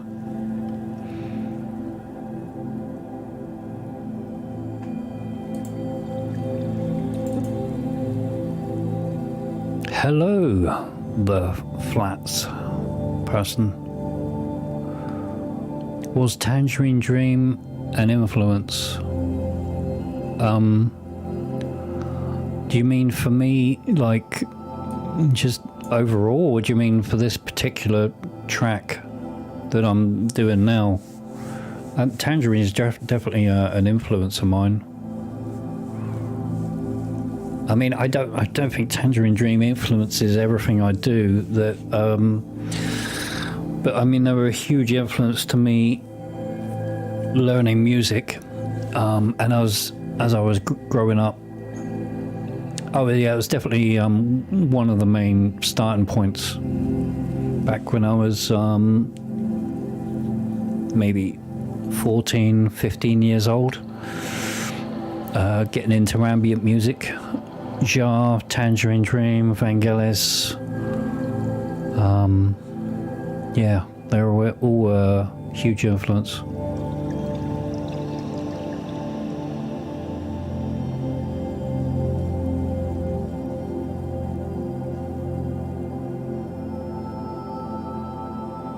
You avoid humans too.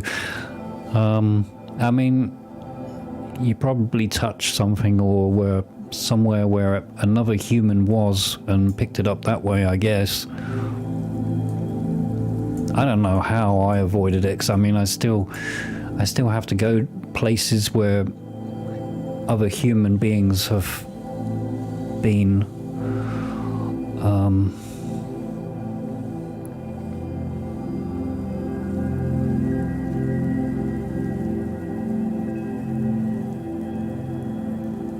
We heard the P10 through the H90. Would it sound similar under this patch? Yeah, probably.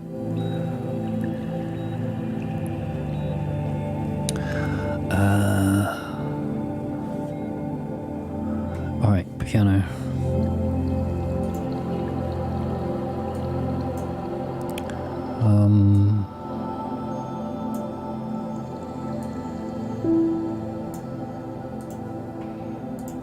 Let's get some effects on there. Load up one of my presets.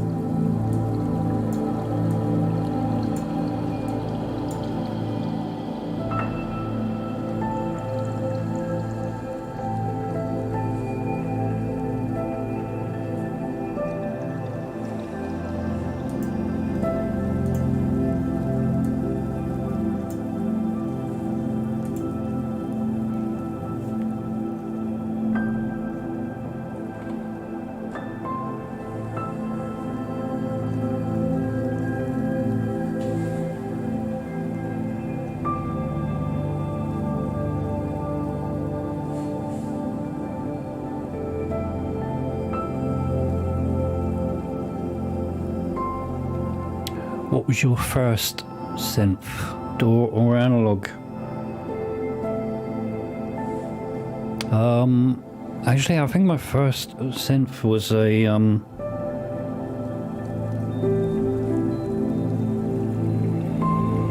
it was just a cheap digital synth. I don't even remember the I don't remember the make. It wasn't any kind of classic synth.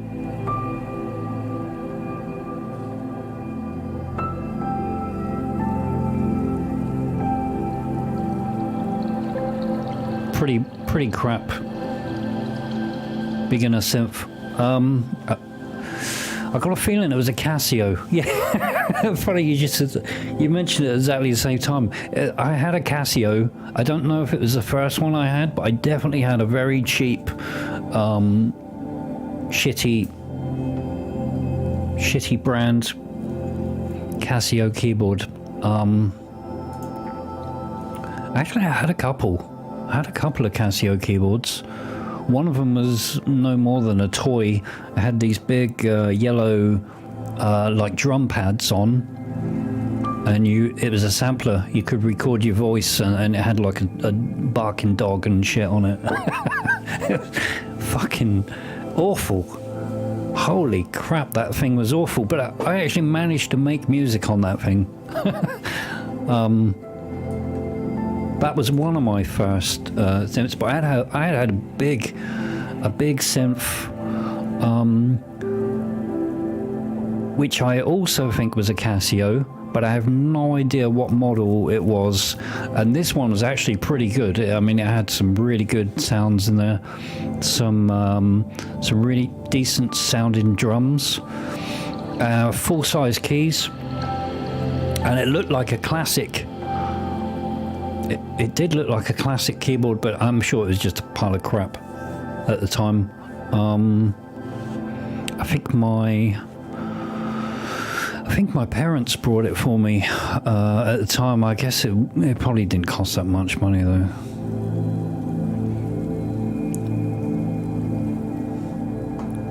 And I had that for quite a while.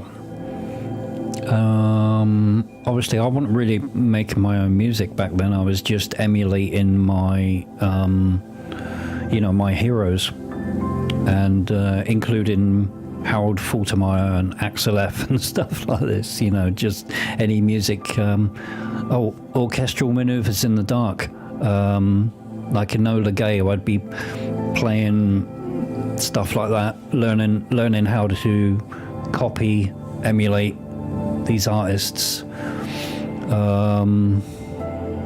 Another kind of late 80s really cool stuff that was in the charts at the time. And then a little bit later, I guess late teens, I think it was my late teens, very early 20s, maybe like 21, 22, I got a Korg 01W FD, and that's when things really opened up for me, because that thing was a workstation, my first ever workstation, keyboard, and that thing had some absolutely gorgeous sounds. I might be wrong with the dates, but I feel like it was like my early 20s. The 01W FD I kept for a long time, and I would program the shit out of that. I could program songs in that just as fast as I can do in a DAW now, because I knew all of the button combinations and how to get around the interface extremely fast. I just absolutely loved that thing. I think it took floppy disks, if I remember. I wish I could go back and hear the old tracks that I made on that thing. Is your master output from the DAW going direct into the stream, or do I send it through hardware? That's because your basses and kicks sound so nice and deep. It's going direct. It's going through the RME, but it's all digital. It's digital right up to OBS, and then Paulo, you still have your 01W FD? Holy shit, man. Does it still work? I guess it does. It's digital, right? I mean, they're rock solid. That thing was just built like a tank. Oh man, I wish I'd kept mine. I wish I'd kept mine, including all the old floppy disks, although I guess a lot of them probably wouldn't work today. I was going to ask if you were using a compressor for Vox over background, but I can see it active behind the desk live view. Yeah, I'm using a compressor in the Elgato Wavelink software. Or actually no, I'm using it in OBS. So I've got two streams going into OBS, the music and my voice, and every time I talk it ducks the compressor on the music. The 01W was legit. O2R, yeah, I believe so. I moved from the 01W to oh man, I'm trying to think what I went to after the 01W. Oh, the Korg Triton. I moved up to the Korg Triton. I wonder when that was. Maybe my mid-20s, late 20s. And it was just more of the same. Korg Triton had even more amazing sounds and ability. I was still making pretty crappy music then, though. But I could at least experiment with recording and producing tracks that were kind of in my head.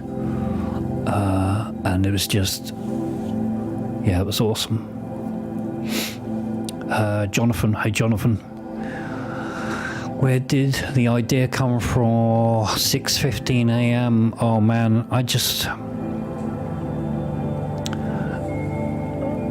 I wouldn't know now, honestly. Back then, when I was making those tracks, I was just jamming a lot, and I would work crazy hours at night between like 1 or 2 a.m. till like 5 a.m. in the morning.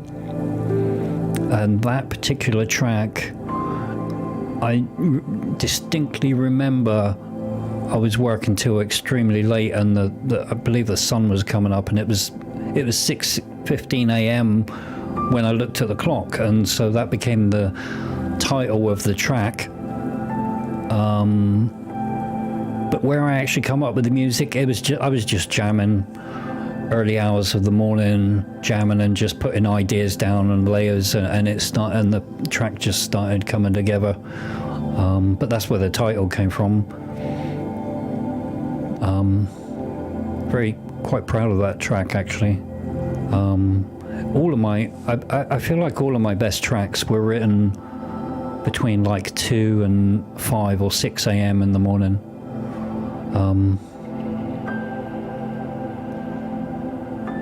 Hey Don, Marion, do you use the playbox instrument? I don't know what the playbox is, so I don't think so. I was very poor when I was young. I didn't have many decent synths. I didn't have any classics. I didn't even know what classics were at the time, you know, like Jupiter 8s and stuff like this. And anyway, I was so poor, although I used to go to the music stores and stuff and kind of hang out and play a lot of cool stuff. Those synths were just, yeah, they were just out of the picture for me. I don't even think I've ever touched a classic keyboard like the Jupiter 8 or the old Oberheims or anything like that. So I had pretty crap digital synths. I mean, the Ogon WFD is an exception, of course. That thing was amazing for the time.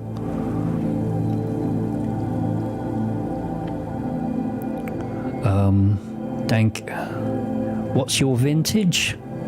Are you asking what wine I drink? I don't know what you're asking. What's my vintage? I feel like you're asking me what alcohol I drink or something. Can you yeah. Oh, my age. I'm 50. I'm exactly 50. Well, not exactly, but yeah, I'm 50.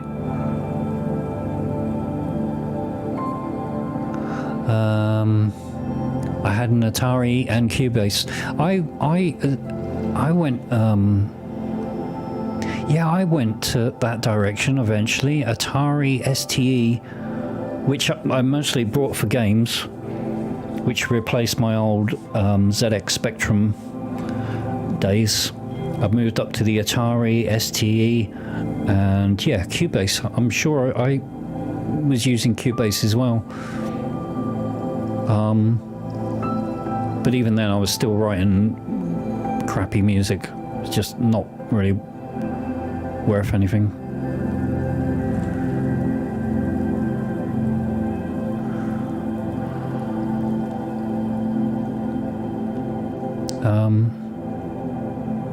Cool, I'm glad you I'm glad you guys like the 6:15 a.m. track.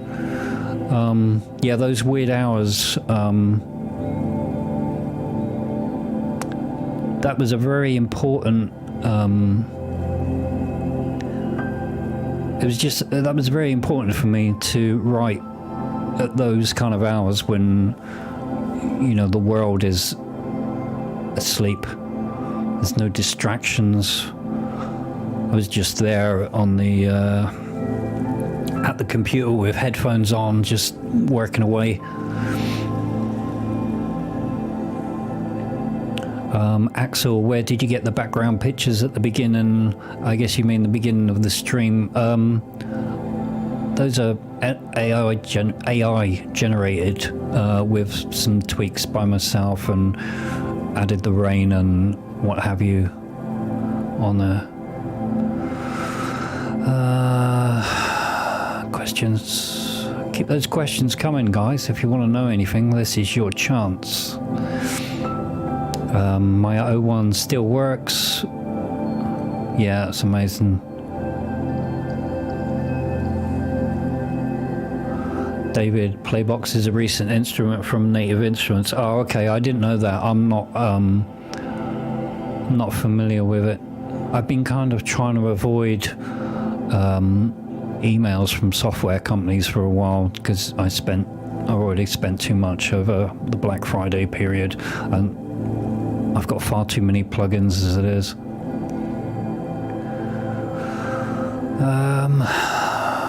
Had your late 20s, early 30s. Yeah, I feel like a lot of people feel like I'm younger than I actually am. I don't know why. I wish I was. I wish I was like early 30s again.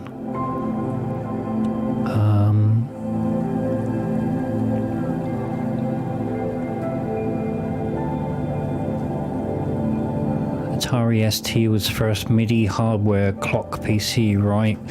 I don't know. I don't remember. I do remember that my Atari ST had MIDI ports in it, though. I remember that very well. But again, I used to use it mostly for gaming at the time. I wasn't really confident with my music. That's right, I am Morgan Freeman, using a generic British voice accent.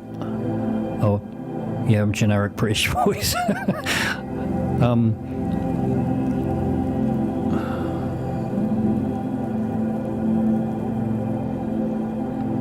Haven't been able to sleep in months, so I study at that time. I can definitely agree those hours and no one else is up is uniquely insightful.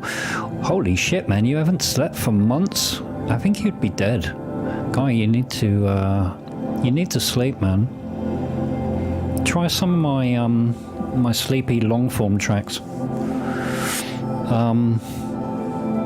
But I still used to sleep back then when I used to work from 2 to like 6 in the morning. I just used to sleep until, I don't know, 4 or 5 p.m. in the evening. Boxers or briefs? Holy shit, where are these questions going, man? Yeah, I wear boxers. I think you mentioned you reduced the Euro down a bit. Hold on, let me just... Oh my god, I just realised Cosmos was ramping up on the volume there. I had it set to 11. I need this to fade out. Whoa, that was getting loud.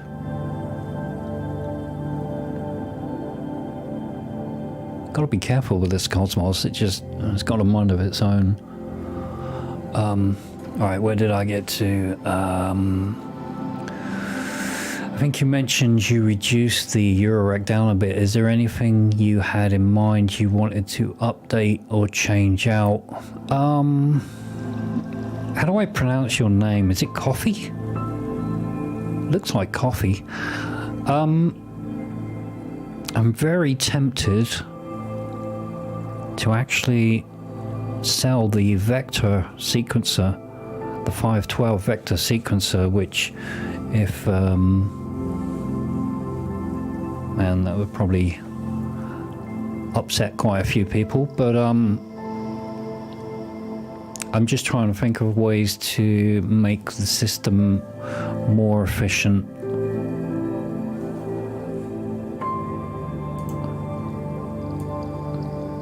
More efficient and more generative.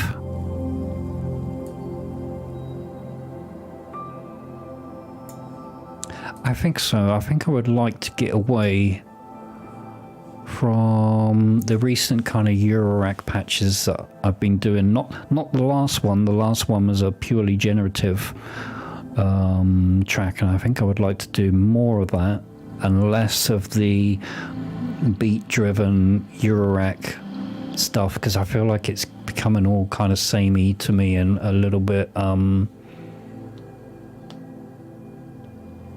generic, cliche or something. I don't know. Ralph, what does your piano practice look like? Do you practice scales? I practice some Hanon with both hands at the same time. Like, hang on, is it on the piano?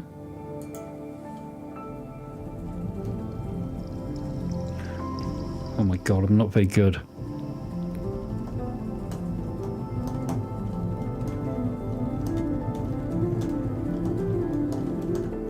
That kind of stuff. Up and down the keyboard a few times. Kind of some of the Hanon stuff, and then I practice some of my own exercises that I just come up with myself to focus on arpeggios and things like this, but using two hands. And then that's pretty much it, really. Some other Hanon stuff, I think, but nothing amazing.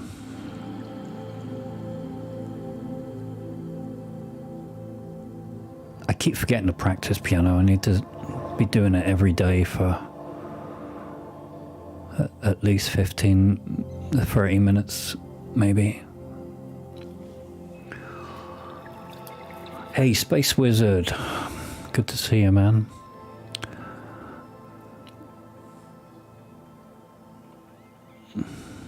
Any more questions?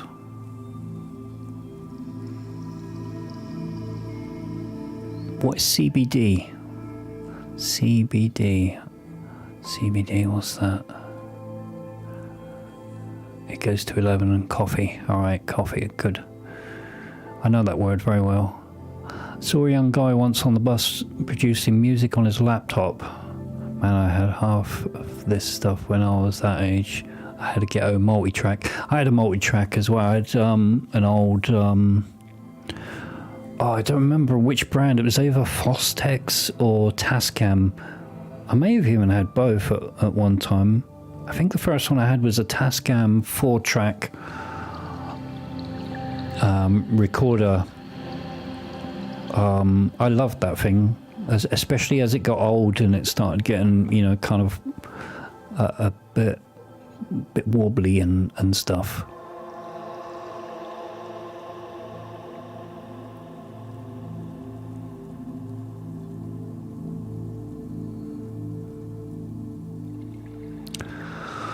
Bill, yeah, the Vector's amazing. I've not been using it much though since I got the Oxy One, and I feel like I'd be pretty happy with just the Oxy One doing most of the sequencing on the Eurorack, and then I can still do drums and stuff and bass lines and percussion, but it would probably have to be the it'd probably have to be a DAW on the laptop picking up the percussion, I think.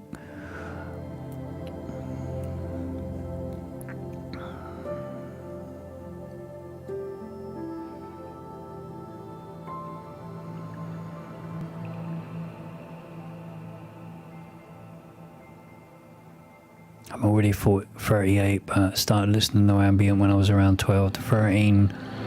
That's cool. I got into music, well, electronic ambient music quite late.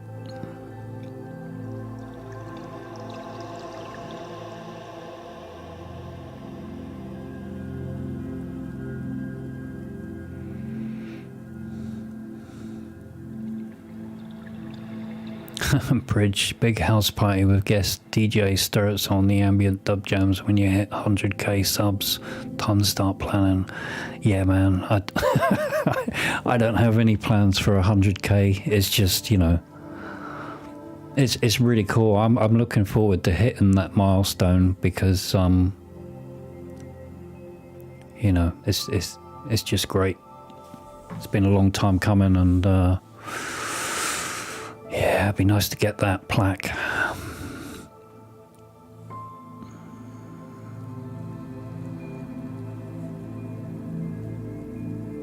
Moogs.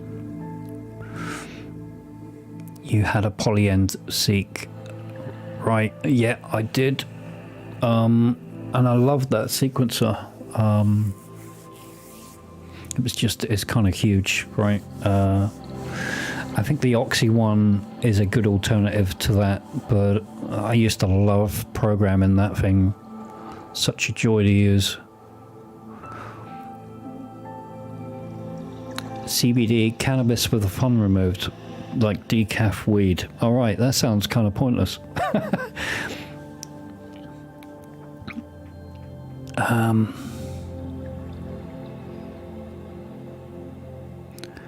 State, how did you learn keyboards?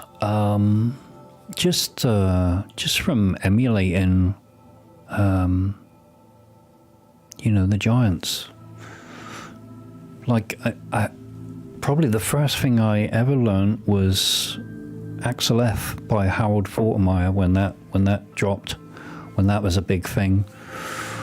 I used to play, you know, stuff like that, and Never Ending Story, and you know, stuff that was in the charts at the time in the 80s. And then as I got better keyboards and like the O1W workstation, I was still emulating the, you know, big artists like Tangerine Dream and stuff, and just naturally improving on the keyboard as I went. I wasn't even really, I certainly wasn't trying to get good at using a keyboard. I still don't think I'm very good, actually. I think I'm pretty crap. But I never put the time into it, and I still don't, and I need to improve. Learning the keyboards is easy, especially if you find it fun and inspiring, and you just, you know, just play it and learn. You get good in no time. But it's the music theory which is the hardest, or the harder part. And my music theory is absolutely awful. It needs improving. I'm trying to work on that. Still have my seat, can't get rid of it, meaning I won't. Yeah, that's it's an amazing piece of hardware, and it looks beautiful on videos as well.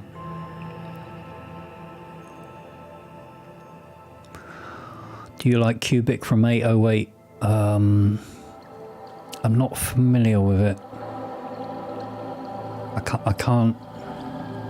can't really picture it. I'm sure I've heard it. Music theory is balls. Why is it balls? Music theory is everything, man. It's important. I mean, you don't need to learn absolutely everything in music theory, but you need music theory.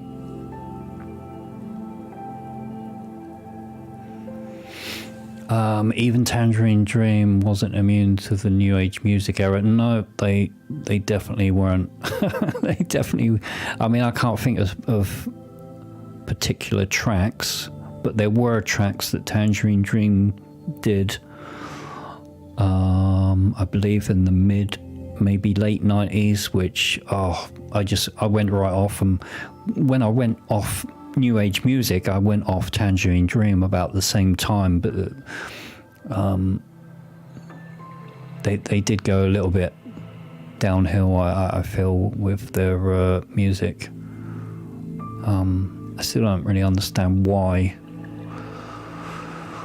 it goes like that. Some of these massive artists, I shouldn't really mention any names, just, you know, because I know some people are going to be big fans and be upset if I kind of, you know, trash certain artists. But there are other big artists that I was massively influenced in the 80s and early 90s, and then they just went kind of weird.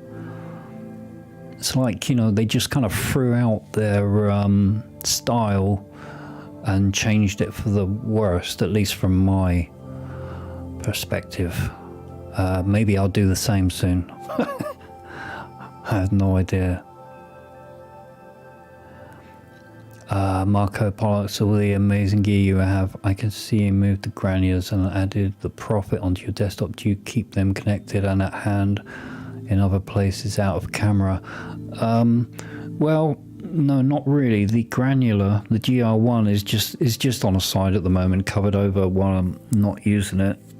The Prophet 10 doesn't really have a home, so well, that's just where it is for now. It's not ideal. I unfortunately, there's just nowhere else to put it. I would like to put it onto my analog synth rack next to the Prophet 3, but it doesn't fit. So that's annoying. I need another shuffle around and find homes for things, but I think the GR1 might end up getting sold. Oh my god. Did I miss? No, okay. Music theory creates the rules, though. Good to know, but good to break too. Yeah, that's true. But I think a lack of music theory, like I have, is a real wall to being able to express myself the ways that I wish I could, and I can't. Sometimes I could be working on a track and I want to go in a particular direction, which I can visualize in my mind, but I can't get there. I can't really give any you know, specific or kind of concrete. Well, anyway, it's a thing. I just can't express myself is in the same way that somebody with a very strong musical theory could. You know, like how to modulate to a certain chord at some point. I don't know. There's so much I don't understand. I'm on my music theory is honestly very basic.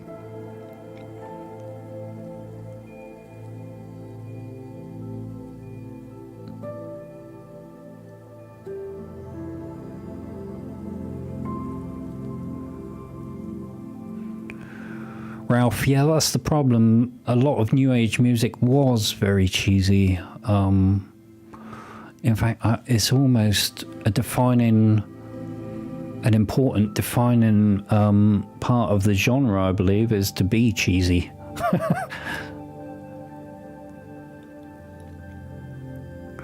Do you still have the Noodler? Yeah, I've still got the Noodler. I just don't. I haven't used it for a long time. I'll try and use it at some point to run some of the analog synths maybe and you know, see what it can do just for fun. But the Noodler's a weird thing. It's it feels more like a toy, like a gimmicky kind of thing. I think the Noodler's awesome, but I prefer to make my own sequences and improvise. Nothing against the Noodler though, and I've seen people use it to produce some amazing stuff. But I don't know. It's not that it's cheating, but I don't know. It kind of feels like it is cheating a little bit. But I'll try and use it to run a few analog synths and do a little video at some point, probably.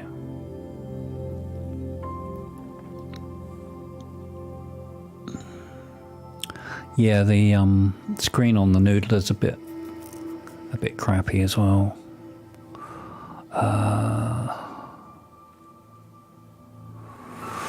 Almost need a bigger desk. Oh, I need a bigger room. This room isn't very big. I think people just assume it's a lot bigger than it is. It's not. It's just a small bedroom. Any plans for picking up any other things from Black Corporation? No, nothing.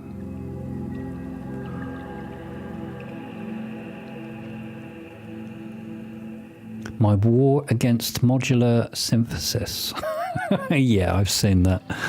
I have seen it. What do you want me to say on that? Really, I think that guy mostly was kind of doing it for fun, and well, Danke knows all about that video. I don't know. I don't really give a shit about that guy's opinion on modular synthesis. To be honest, in some ways he is correct, though. There are people out there doing just awful crap on Eurorack and kind of pointless, and I don't care. It's not like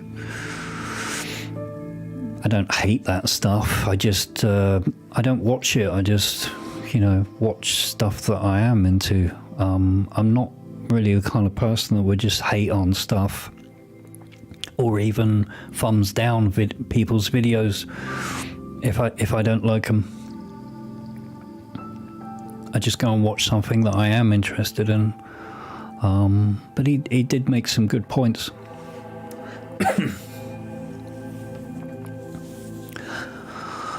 But yeah, I don't really want to say much about certain things that he mentioned in that video, because I'm sure people will probably think I'm a dick as well. I've got my own opinions and people aren't going to agree with me. I don't like to be a dick.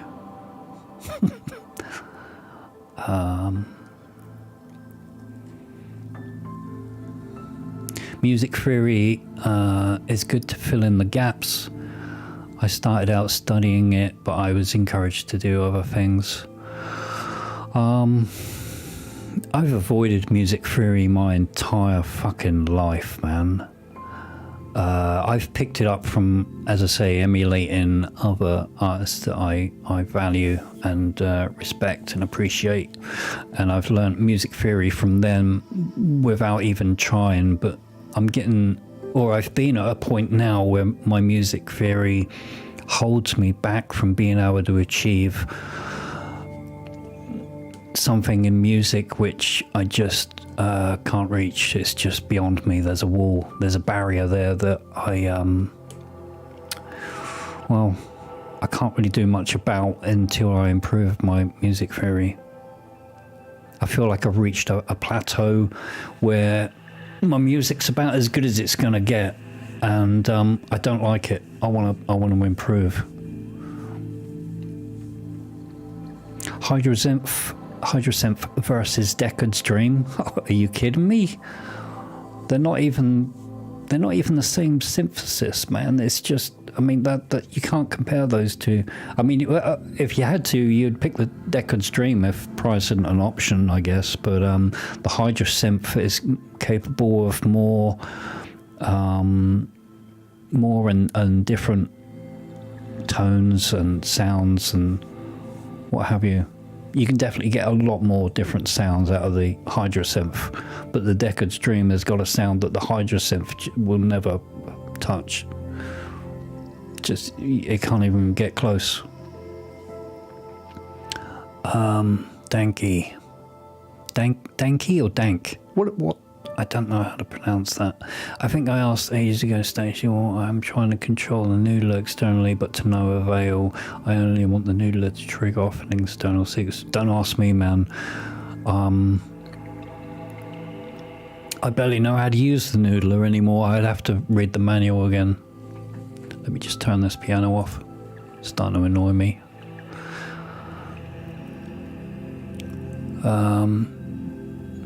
No, exactly. Yeah. The Hydrosynth and Deckard's Dream shouldn't really even be mentioned in the same sentence. Deckard's Dream versus the Prophet 10, maybe? That might be a better comparison. I think they both sound fantastic though.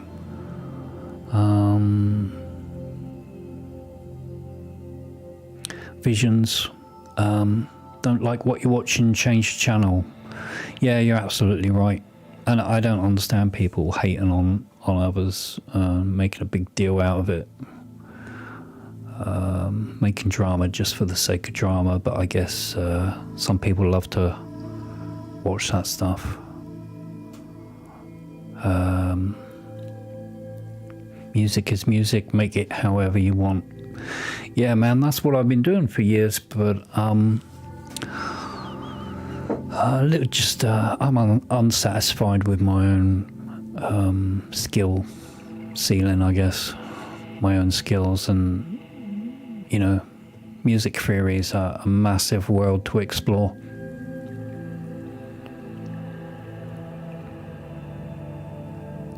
It's going to open a lot more options and, you know, musical vocabulary for me that I can use in creating new tracks.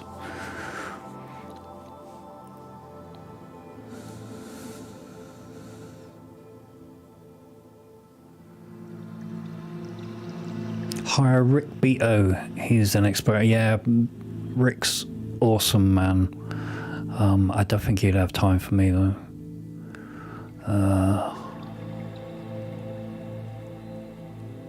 To be honest, I already study music theory now and again, just not enough. I need to put like 1 or 2 hours a day into it, you know, and really fast track my way to where I want to be. But I'm just terrible at time management and stuff. How did you go about emulating the CS80 Blade Runner sound before you had the Deckard's Dream? Oh man, there's a lot of good software synths that can emulate the CS80 sound, including Diva and Omnisphere, especially if you look at sound sets like Longform puts out. He's done some specific ones for, you know, Vangelis sounds and Blade Runner inspired stuff. And they're amazing. Will be interesting when Behringer ships a CS80 clone. Yeah, if it ever happens, it'd be pretty cool to check that out. Prometheus, there's nothing wrong with your music stage. You can't improve on perfection. Cheers, mate. My music is so far from perfection. I mean, oh my god. I appreciate it though. I'm glad you enjoy the music, but yeah. I mean, we're our own worst critic anyway. I think it's a good thing that I know my music isn't as good as I wish it was. In fact, I feel like I already hit a peak in my music, and I'm over the hill and going down the other side, and I don't like that. I want to hit a new peak, another peak, and there's a couple of things I need to do for that. One, stop live streaming. I know you guys like the live streams, but I need to stop the live streaming, and I need to concentrate on new music and you know, start working between those magic hours again of like 2 and 5 a.m. and just fucking bury myself in music production and just churn out track after track after track, maybe 2 or 3 tracks a night, and just pump them out. And every so often I'll hit upon, you know, something really good that develop and turn into something. But lately I'm just scatterbrain. I'm all over the place. But music theory is really going to help for me to hit a new peak, I believe. Anyway, this is shit I'm working on. I'll get there. Bill, how do you plan on to improve your theory? I mean, I watch Rick Beato. I watch his videos. I watch Venus Theory. Cameron is, you know, he knows his music theory. He's pretty cool. Other channels like this, I study. Books. I've got a couple of really good music theory books for the electronic musician. And yeah. Well, not only that, but studying artists like Vangelis, particularly for certain chord progressions and melodies that are way outside of my comfort range. Stuff like this. I mean, there's a lot of ways I'm trying to improve my music theory. I don't even know if I'm really going in the right direction, but I think it's all going to help. Music theory is helping me learn piano a lot faster. Yeah, that's cool.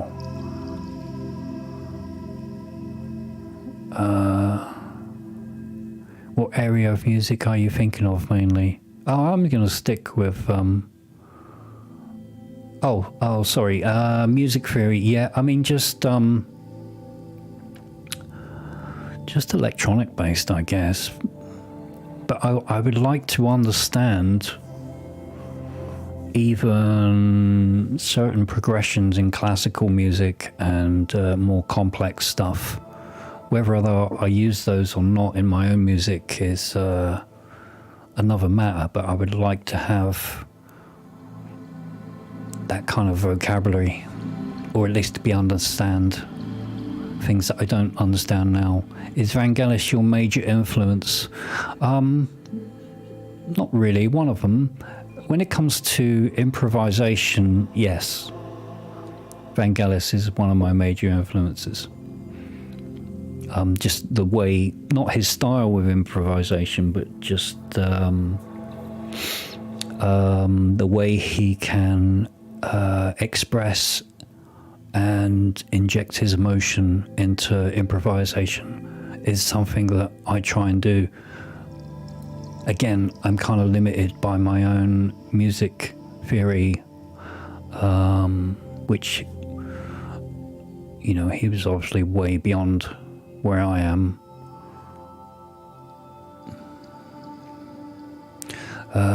Prometheus, seriously, status almost people here would give a left nut to be able to produce music like you do. Yeah, but you've got to understand something, man. You know, I keep saying it, but my music theory is extremely basic. It's very, very, very basic. That, you know, you can mention stuff like seventh chords to me, which is an extremely basic music theory idea about chord extensions, you know, from triads to sevenths. And I don't even know those notes. Or when I use them, I can't really even articulate to you that I've used a certain chord. I can't even name it half the time, because a lot of what I've learned is based on,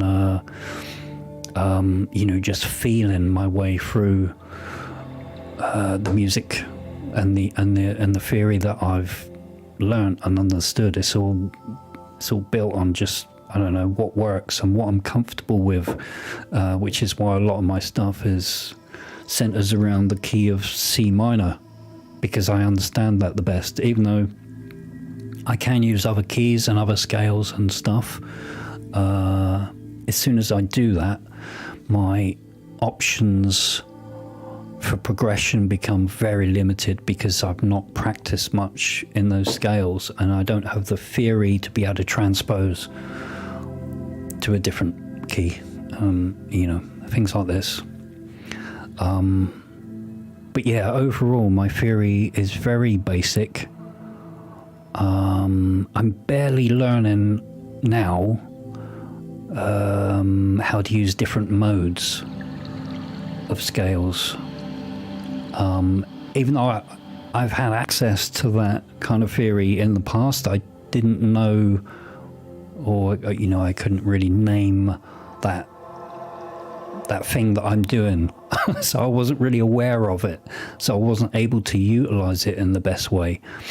So the more I can learn and understand what I'm actually doing, I think the more options going to open up for me to take my music to new levels. Doesn't necessarily mean my music's going to get better than it is now, but for me personally, I think it will be more satisfying.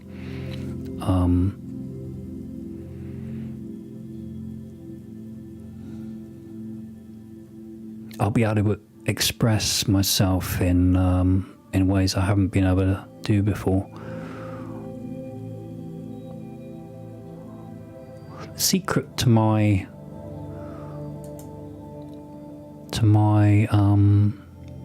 sound, to the music that I do, has nothing to do with the music theory that I've learned, I don't believe. I mean, that's a small part of it, but I believe there's a lot more to it than that.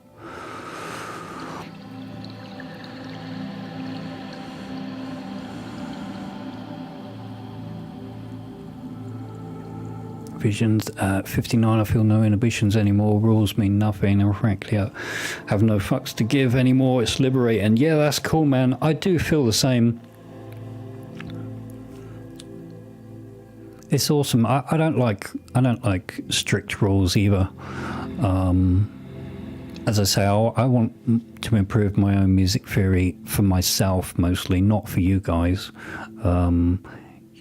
You may not even notice, but for me personally, it would be nice if I can explore new progressions, new options.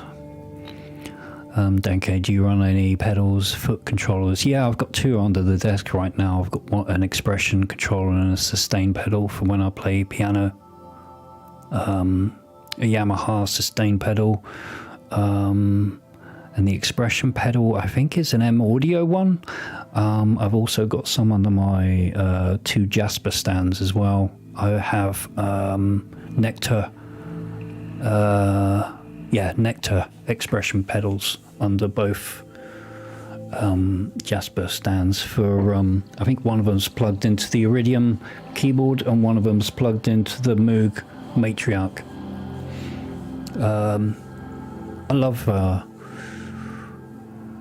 I love expression pedals and stuff. I feel like people don't use them enough.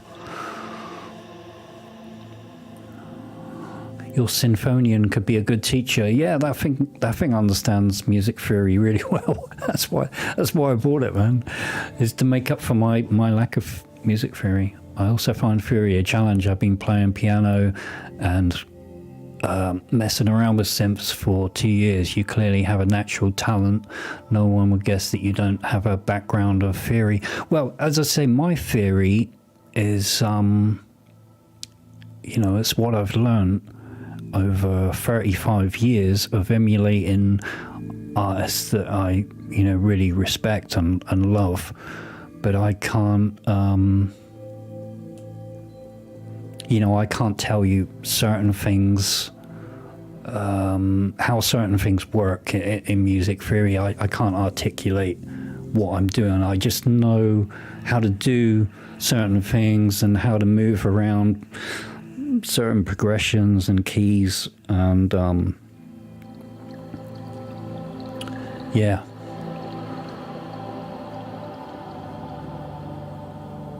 There's chords that I play that I just have no idea what they're called. Like, they include, at least I think they include like ninths and 11ths and 13ths and stuff like that, big cluster chords and crap like that. I have no idea what you call these chords. They're just, for me, they're just something that I've learned or I've explored through experimentation in the past and found that, oh, okay, that works with this chord, and I can move to this, and I don't know. It's all very basic, man. It's all very basic. If anybody wants to learn how to make music like I make, it's really got very little to do with the theory. The theory is easy.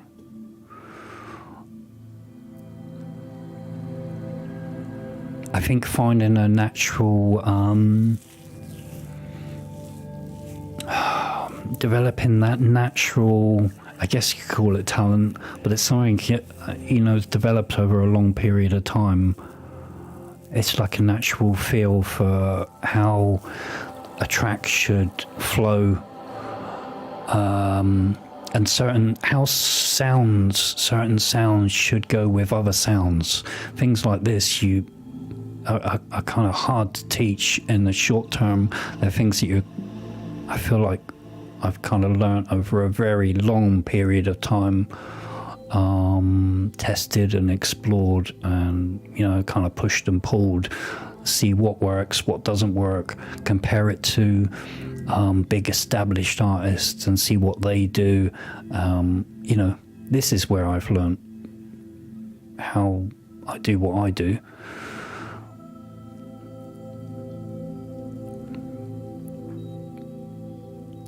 Fabrice, sometimes not having the academic knowledge allows you to explore uncharted spaces. Yeah, but I believe that, you know, all that's still very intact and something that I can continue to do. I just want more options. Prometheus, which synthesizer disappointed you the most? Oh man, I don't know.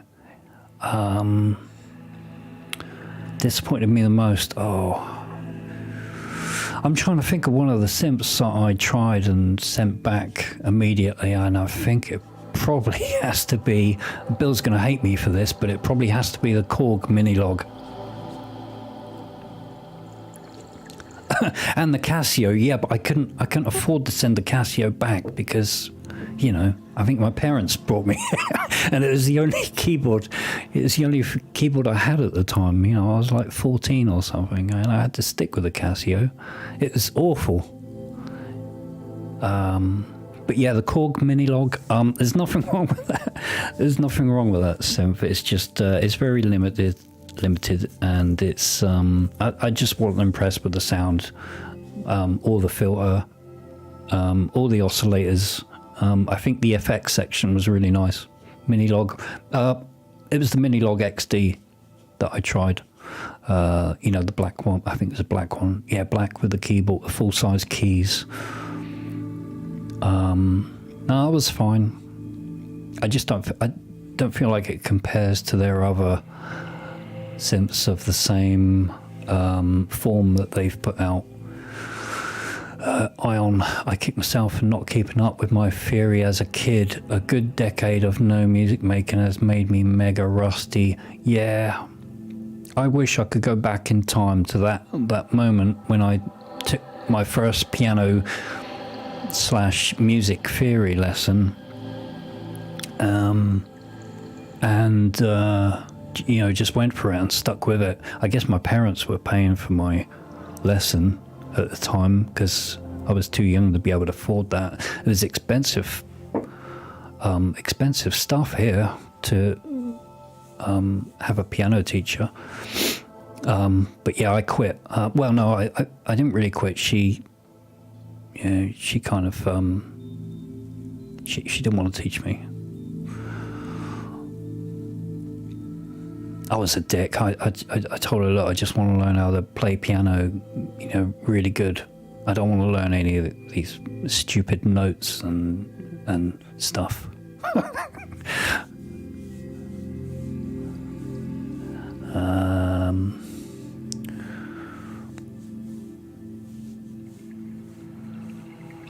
I read somewhere in the comments you were once a graphic designer.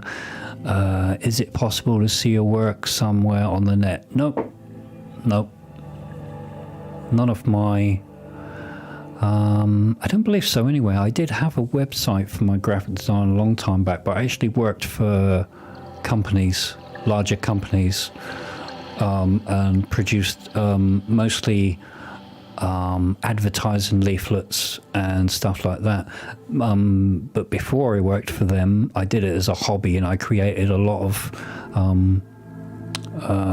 more kind of arty kind of you know, kind of artwork and stuff like that. I was never a great artist, but I was good at being able to mix kind of photography and graphic design together to make really cool looking you know, eye-catching adverts and stuff like this. This was mostly what I was doing, commercial advertising.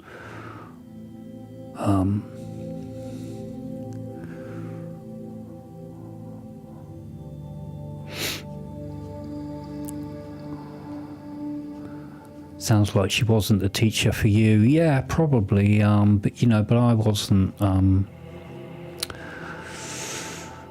It's too bad I wasn't up for learning to understand music theory at the time. I was too impatient. My mum was convinced my piano teacher wasn't teaching me properly and hid a walkie-talkie in my bag to hear what she was teaching me when I was like 6. That's funny. I think why I sort of reject music theory is we only taught Western scales, and I'm like, but what about microtonal stuff? Yeah, I've kind of, you know, I've researched microtonal stuff, etc. The problem is with that, and I believe there's some microtonal stuff on my channel actually. Yeah, there is some microtonal stuff on my channel. One that I did not very long ago. I just find, well, it's a problem with us, right? We're so used to hearing Western music that microtonal stuff really is quite painful to listen to. It's very difficult for me to listen to microtonal music unless it's dark ambient, and I think that's where microtonal ambient, at least for me, shines. Is you can create some just incredible creepy atmospheric stuff using microtonal scales, but that's way too advanced to start mixing microtonal stuff with music theory. Holy shit, you're asking for trouble there.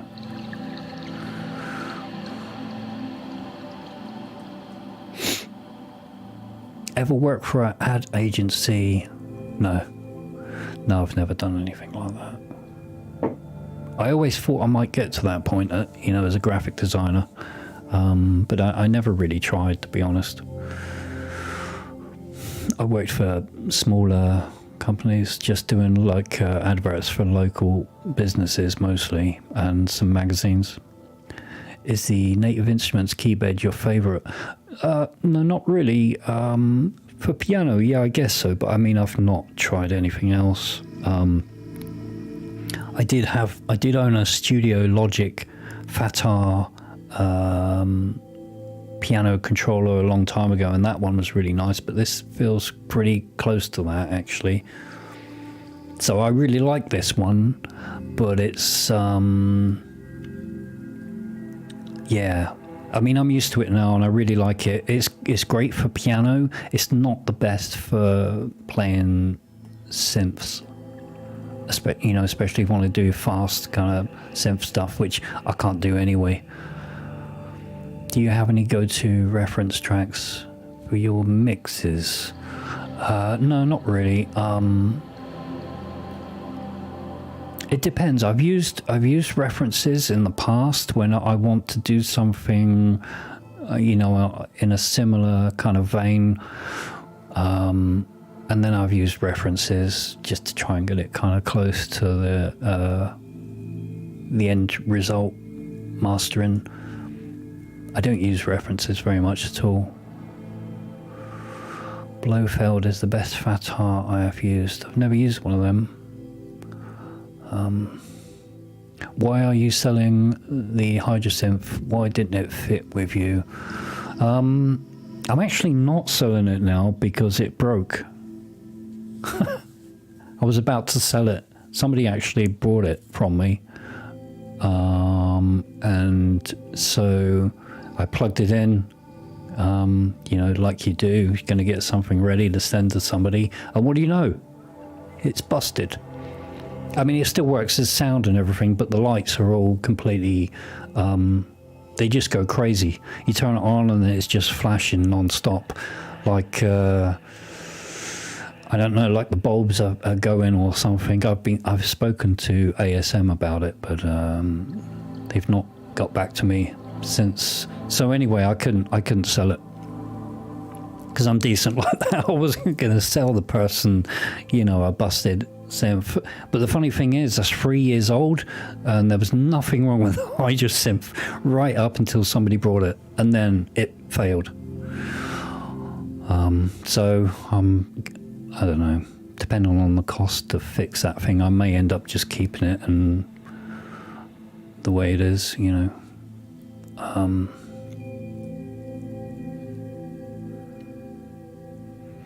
Stacia, did you have other artist names before you have become State Azure? Yeah, I was known as Solar Rain. Let me write it into the chat. And I still have a YouTube channel if anybody wants to check it out. There's not a lot on there. But it was also my graphic artist name as well, back billions of years ago. I used to go under that as my kind of username, pen name. But I had to change it pretty quick when I released my first EP on Ludma Records, called Reminisce, if anybody knows that. And they asked me to change my name because, and I'm really glad actually, they asked me to change Solar Rain because there was so many other similar names around, and I just came up with State Azure, which was amazing for me because I'm terrible at coming up with you know, cool names and track titles and stuff. I really struggle, and it just popped in my head for some reason. So from then on, I was known as State Azure, and you know, I'm really happy with that. Actually, I'm quite happy with my artist name. But Solar Rain was what I went by probably in the early days of when I was doing my outlines tracks, I believe. But yeah, if you look for Solar Rain on YouTube, you should find my channel. Obviously, there's only music there. And it's just they're pretty crappy looking videos. It's from a long time ago. There's a good Jan Hammer cover that I did on there called Teresa, which I keep meaning to redo because the video is awful, so old. But if you want to listen to that, go to the channel and check it out. Don't bother leaving me any comments because I never check the comment sections anymore. I was talking to somebody about you. I spoke about your Love on a Real Train cover. How did you manage to get CR3 release on that? Do you mean how did I get the copyright? I mean, when you do covers for and you put them on YouTube, it's not really a problem. I think YouTube is kind of that, you know, they're okay with covers. But when you release it properly, you know, like official channels, you know, to go on Spotify and Amazon and iTunes and stuff like this, you need to obtain a mechanical license and pay for it yearly. So I just did that through DistroKid. The same with all of the other Tangerine Dreams cover tracks that I did on that album. I just applied for mechanical licenses for all of it, for the entire album. So it costs quite a bit of money, but I mean that album and that particular track's done so well that it's easily covered the cost, and we'll continue to cover the cost for probably, you know, indefinitely. Yeah, so you have monetized it. Oh yeah. Well, the Love on a Real Train, ever since it went on YouTube, was monetized ever since I hit that threshold where I could monetize it. At one point I wasn't able to monetize it, but then I hit the threshold that allows you to monetize, and as soon as I ticked that box, that track just went absolutely crazy. I think it coincided with the with the Bandersnatch, is it a movie or was it a series? I can't remember. And Mr. Robot, and was there something else? All of this kind of coincided at the same time. At the same point, I monetized the track on YouTube, and of course, it just fucking exploded. Cheers, Wired Man. Take care.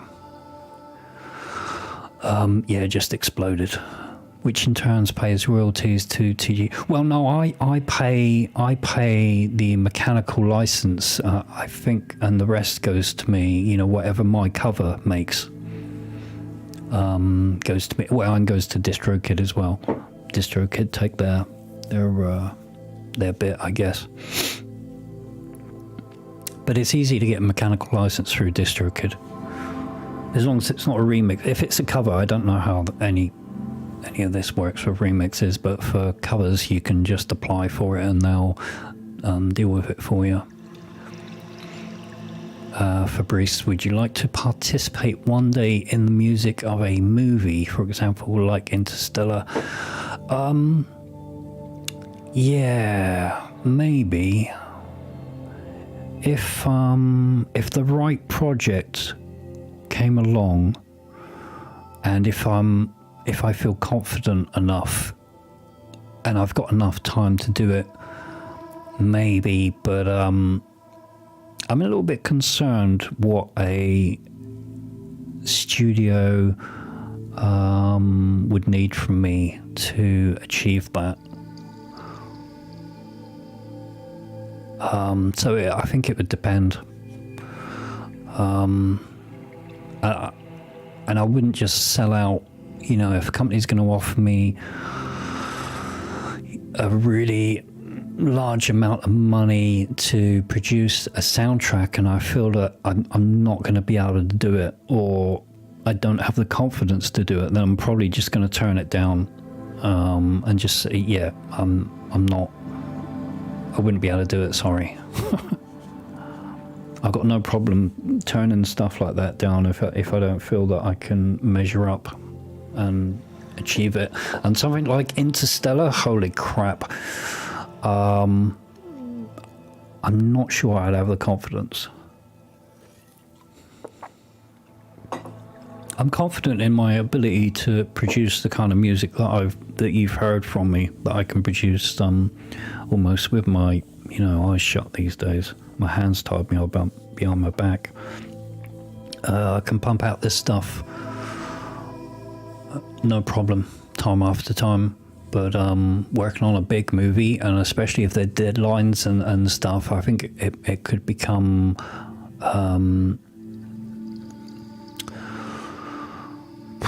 I don't know. I think it doesn't sound fun. It doesn't sound fun, and it has to be fun, because if you're working against real tough deadlines, like they want an entire score for Interstellar, and it's like, well, we're going. This movie has to be wrapped up in a month, and you've got a month to come up with a score. I'm probably not going to fucking do it, man. No matter how much money they offer me. I'm just not going to do it, because it sounds awful fucking experience. And if it's not fun, I'm not going to come up with good music. It could end up being a score that I really regret.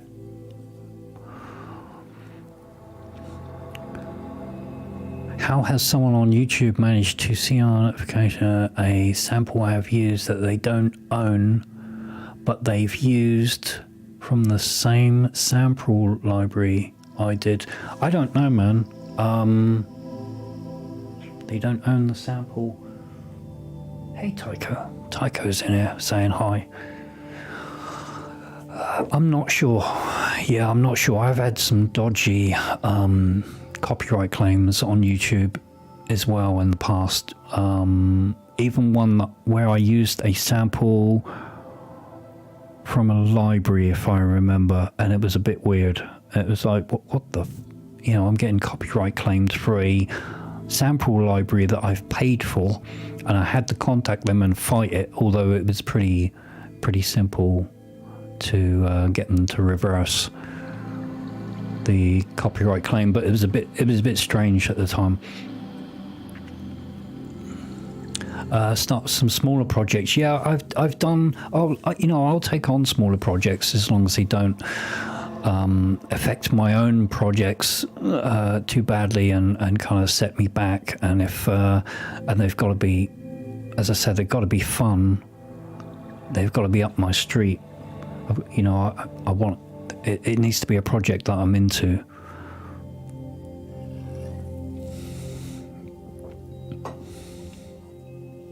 I mean, I very much doubt in the film world that anybody is even remotely aware of me.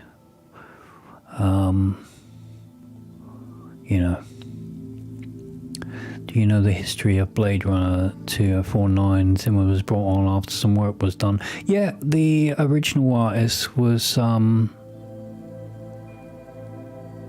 man, I forget his name. I forget the original artist. It wasn't Hans Zimmer.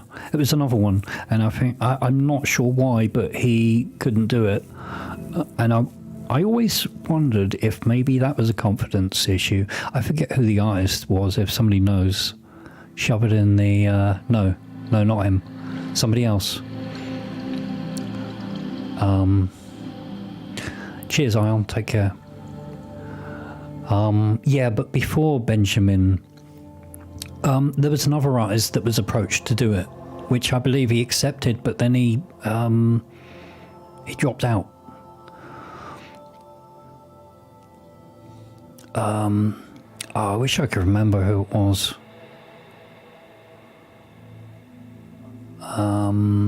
If I remember, the guy that does more kind of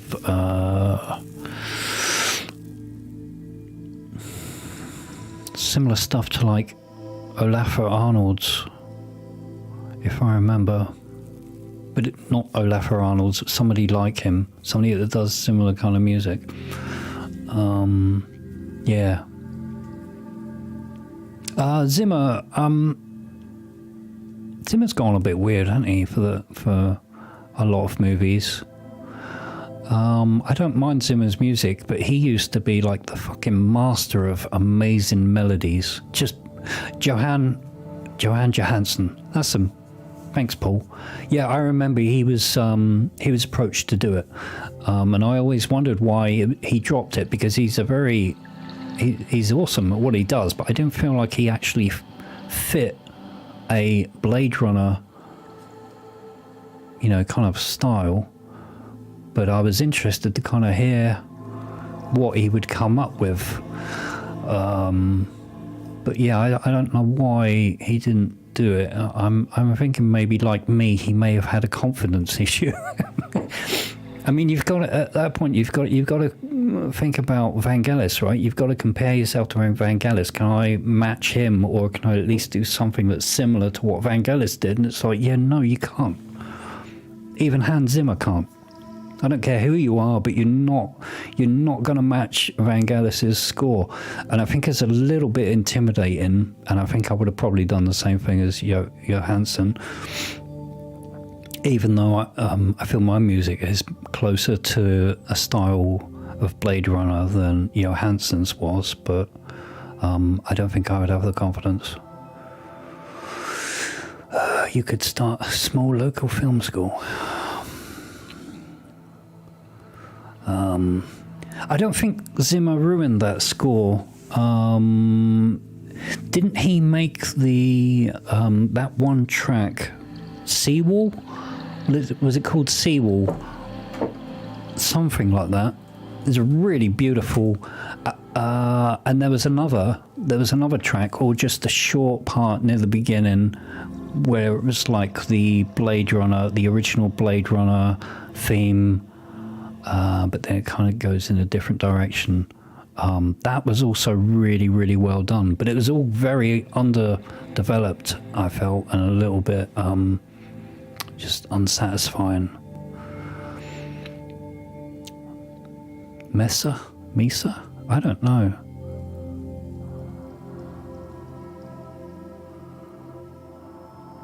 Yeah, the Dune. I'm very happy with what Hans Zimmer did with the Dune score. I really like it.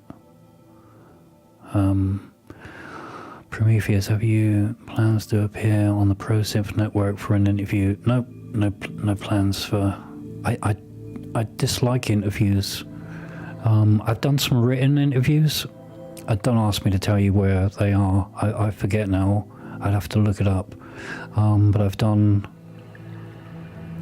1 or 2.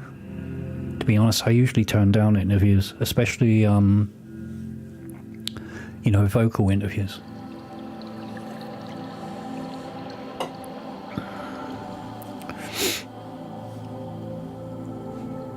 Overall, I wasn't really blown away by Blade Runner 2049 anyway.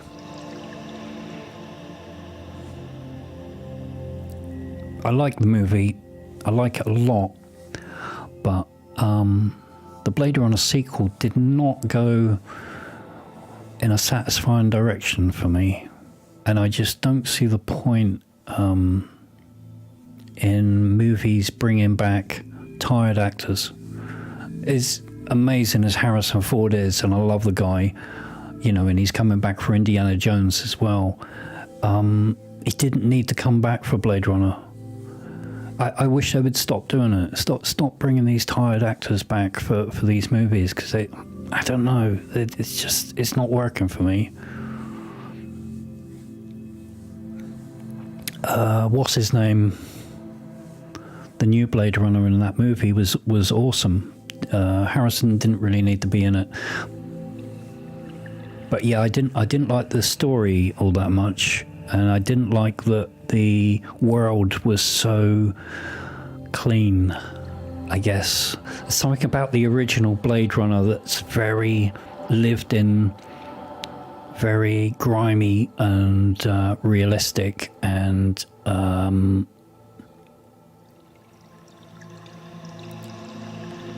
it's very easy to suspend your imagination, your disbelief. It's very easy to get enveloped in the original movie, whereas the second one, not so much for me.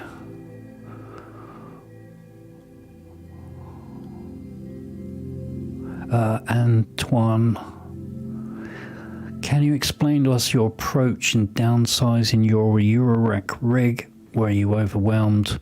It was mostly because it was becoming not so fun to patch. It was time consuming,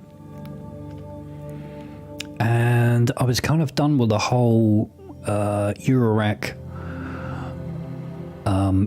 track every week for 3 years. I was kind of done with it, to be honest. And also at the same time, my eyesight became crap. I mean, over like a short period of time, it kind of went from not too bad to, you know, getting a lot worse. But I also had to move home as well, so I didn't get a lot of practice with the Eurorack until I moved and got set up again. And when I did get set up, the eyesight issue just made patching the Eurorack a real not fun experience. So I had to downsize. But again, I said this earlier, the downsizing doesn't mean it's that the Eurorack system isn't as capable as it used to be, because it's more efficient, and there was a lot of redundancy in the old system, which you know, has kind of been chopped out of that. It's all much more efficient, more fun, much faster to patch. The problem is that I've had recently is I only have one spare desk to put the Eurorack on, and sometimes I like to put a synth on there and just do some like single synth stuff, like I did with the Novation Summit not very long ago. But I just got a second desk, so you're going to start seeing more Eurorack, you know, more kind of regular Eurorack stuff, and you'll see more solo synth stuff on the desk probably, and some Dirtywave M8 and other things.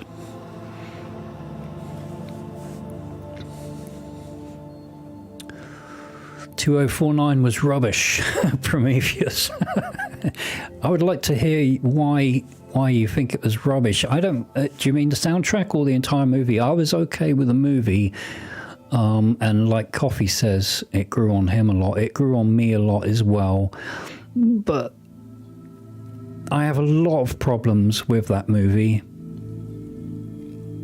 I do think Villeneuve, or I don't know how you pronounce his name. Anyway, that guy, the guy that did 2049 and The Arrival in June, he's awesome. Sometimes his movies are a little bit too perfect, maybe. Blade Runner 2049 needed to be very grimy. It's funny, Prometheus, you mentioned that, because I had the same problem with the movie Prometheus. You know, with it being in the alien universe, it is so fucking clean and futuristic, whereas Alien was like this real grimy, lived-in, industrial fucking place, you know, the Nostromo. I fucking love that. I love that shit. And I love Prometheus, by the way. I do love the movie Prometheus, apart from some of the stupid shit that happens in that. And I wish it wasn't connected to the Alien movies at all, because then all of that modern, amazing, futuristic sci-fi stuff would be absolutely fine. But because it's in the Alien universe, I have to compare it, and I prefer Alien, the grimy look, the industrial look of Alien.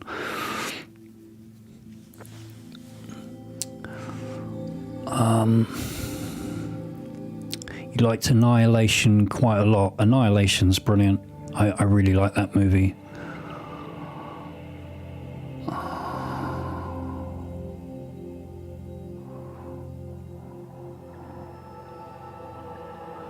Thank you.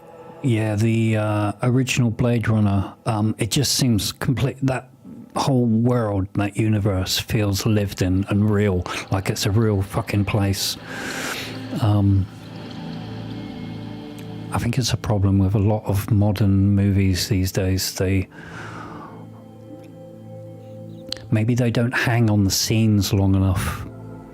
They don't hang on the scenes long enough, and we don't get scenes that really show what it's like to be there on the ground in an apartment.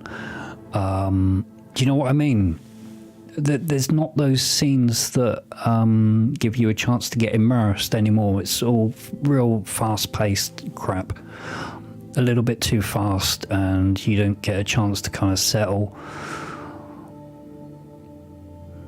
I don't know. I'm not a director, but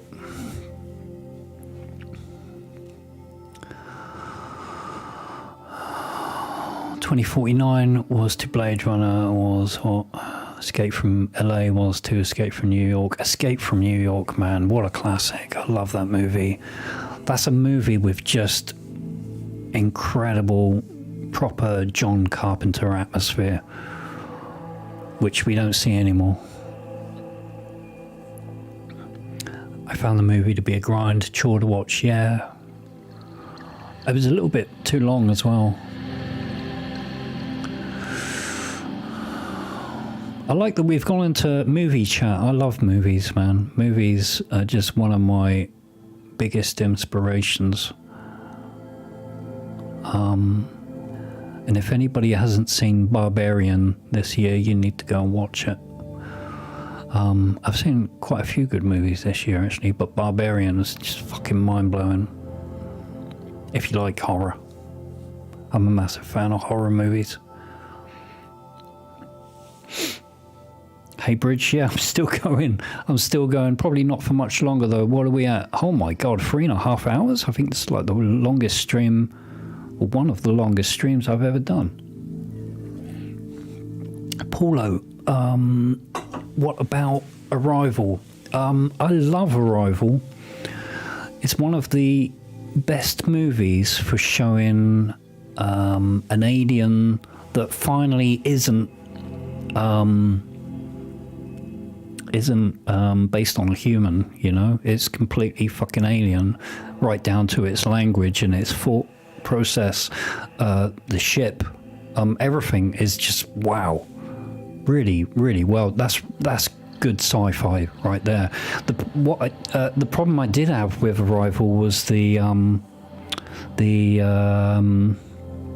you know, the human stuff with Amy Adams and her daughter and stuff like this. The emotional connection I could have done without. I wish it was just hard sci-fi, but it's all right. It's just, it seems a message, a human message or a political message needs to be injected into everything these days, and I would have just loved to have seen a sci-fi movie that's just pure fucking hard sci-fi, like Space Odyssey 2001 or something, which is just purely the fucking sci-fi and nothing else.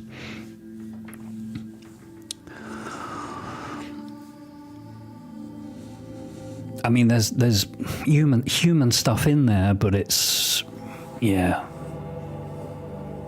That just, I don't like movies that make too much of a big deal on that. Gravity did the same, but you know, Gravity's a really cool movie as well.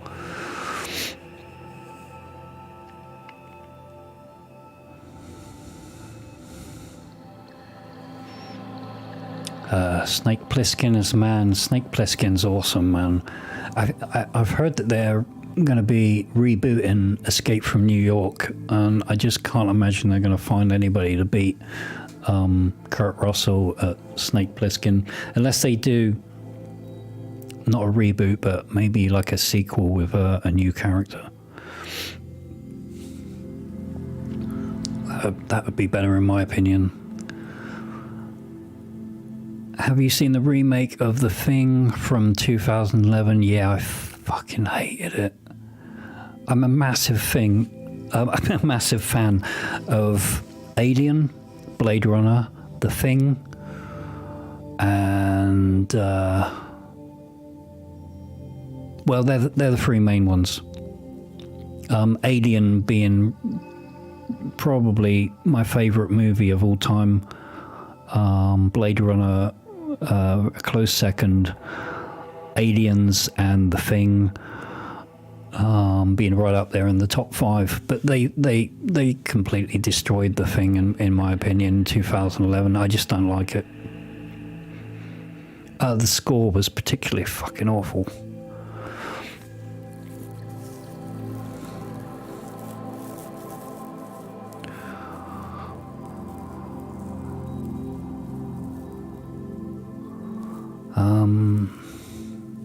Any movie scored by Johansson as gold?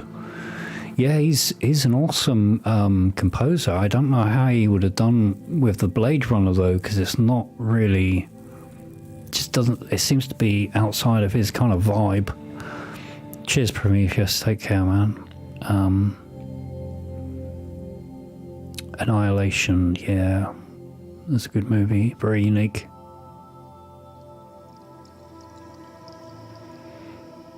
Solaris. I've watched both the old Solaris and the newer one with George Clooney. I like them both. You like the human stuff in Arrival? Yeah, it's cool. I mean, I don't blame you. It's fine. I didn't mind it. I just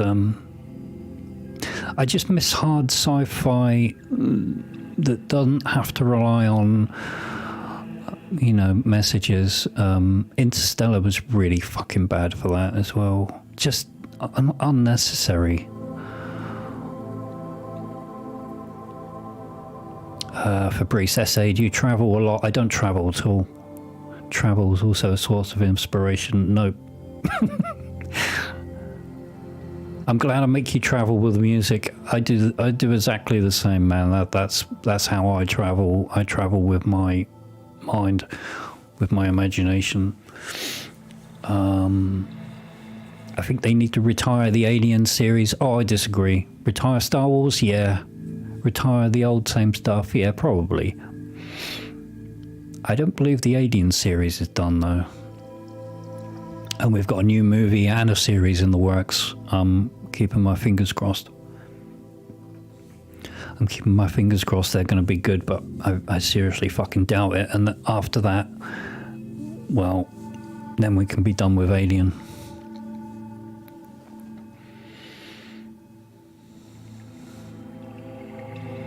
Controversial take, the original The Thing was better. I would see myself out. Well, no, doesn't everybody agree with that? 2011 Thing was just trash.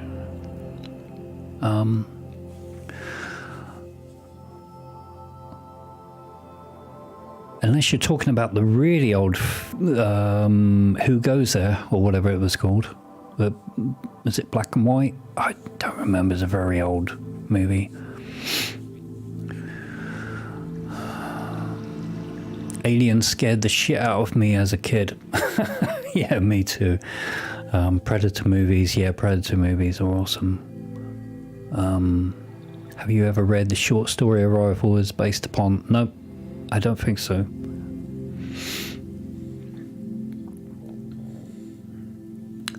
Yep, Stalker's pretty amazing.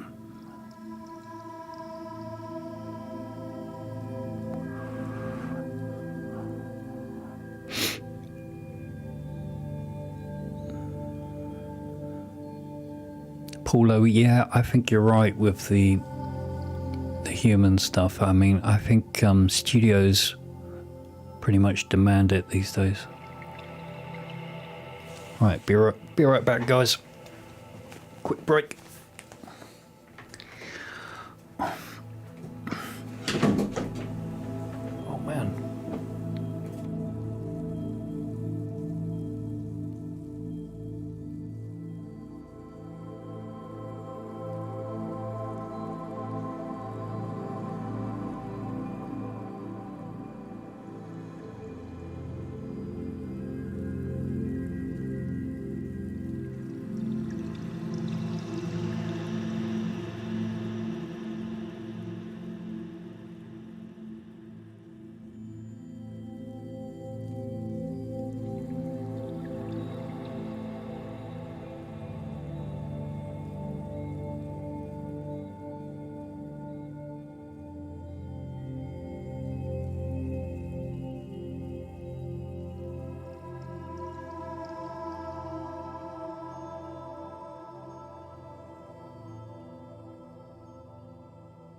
Hello.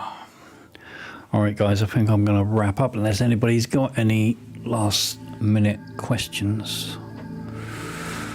The Thing from Outer Space.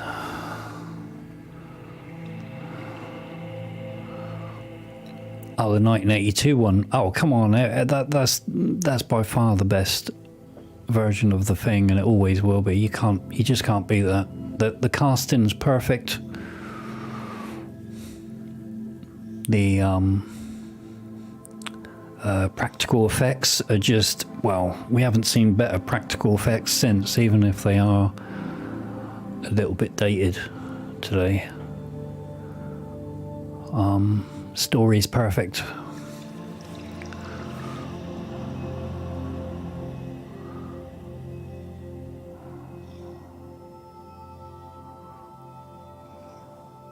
I'm very interested to learn how you sell your music. I don't know, man. I don't do, I mean, if you're talking about promotion, I don't really promote my stuff that well. I put my stuff on Bandcamp. I distribute it through DistroKid to major places like Spotify, iTunes, and what have you. And I guess YouTube is kind of my promotion. Star Wars is Terry bad.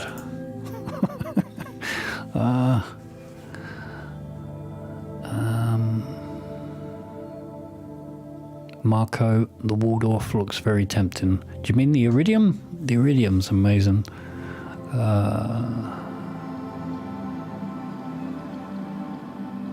Paulo, that sounds cool, man. I wonder if there's an audio book, because I can't deal with reading books anymore. But I wouldn't mind checking out the audio book. Rob Bowton, yeah, Jesus Christ, that guy was genius.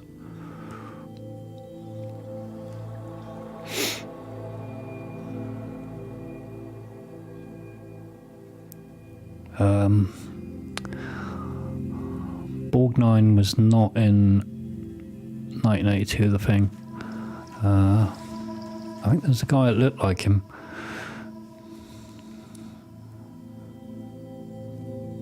Oh, The Ritual, man, The Ritual is good. Holy shit. That Aquatic, that is one of my favourite horror movies in recent years.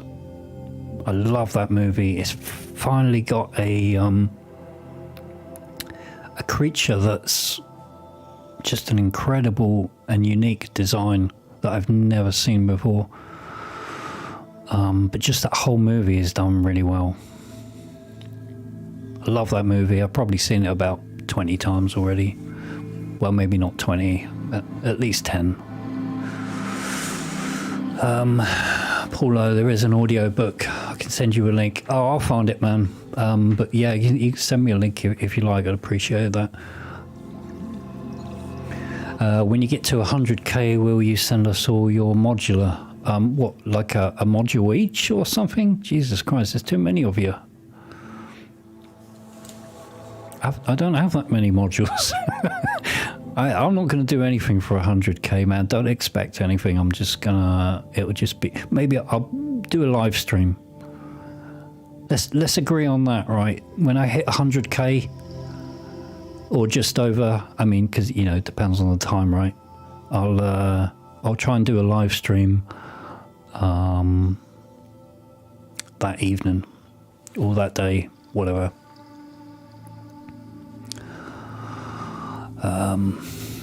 Cheers, Antoine. Yeah, I'm gonna wrap up, guys.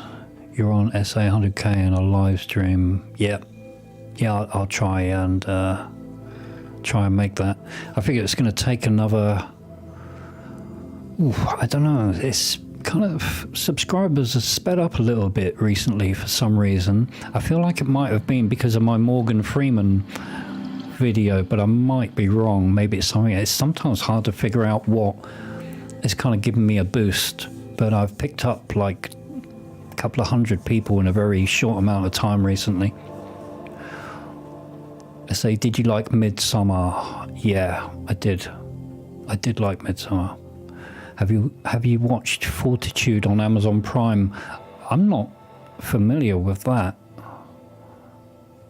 I'm not familiar with Fortitude at all. I'll have to look into that one.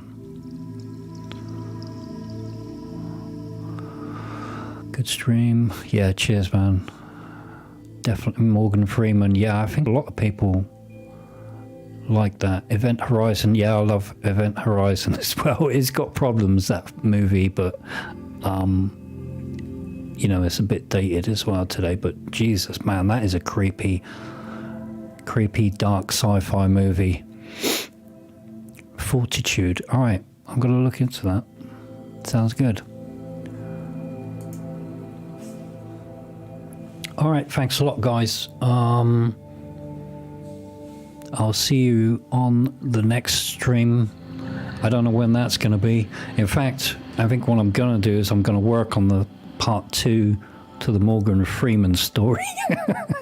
I've already got the AI artwork generated, which needs a bit of tweaking. And I've kind of got the story, the second part of the story. I just need to voice it and record it and come up with some music to fit the scene. But yeah, it should only take me a couple of days maybe. Okay, cheers guys, take care. Good speaking to you all.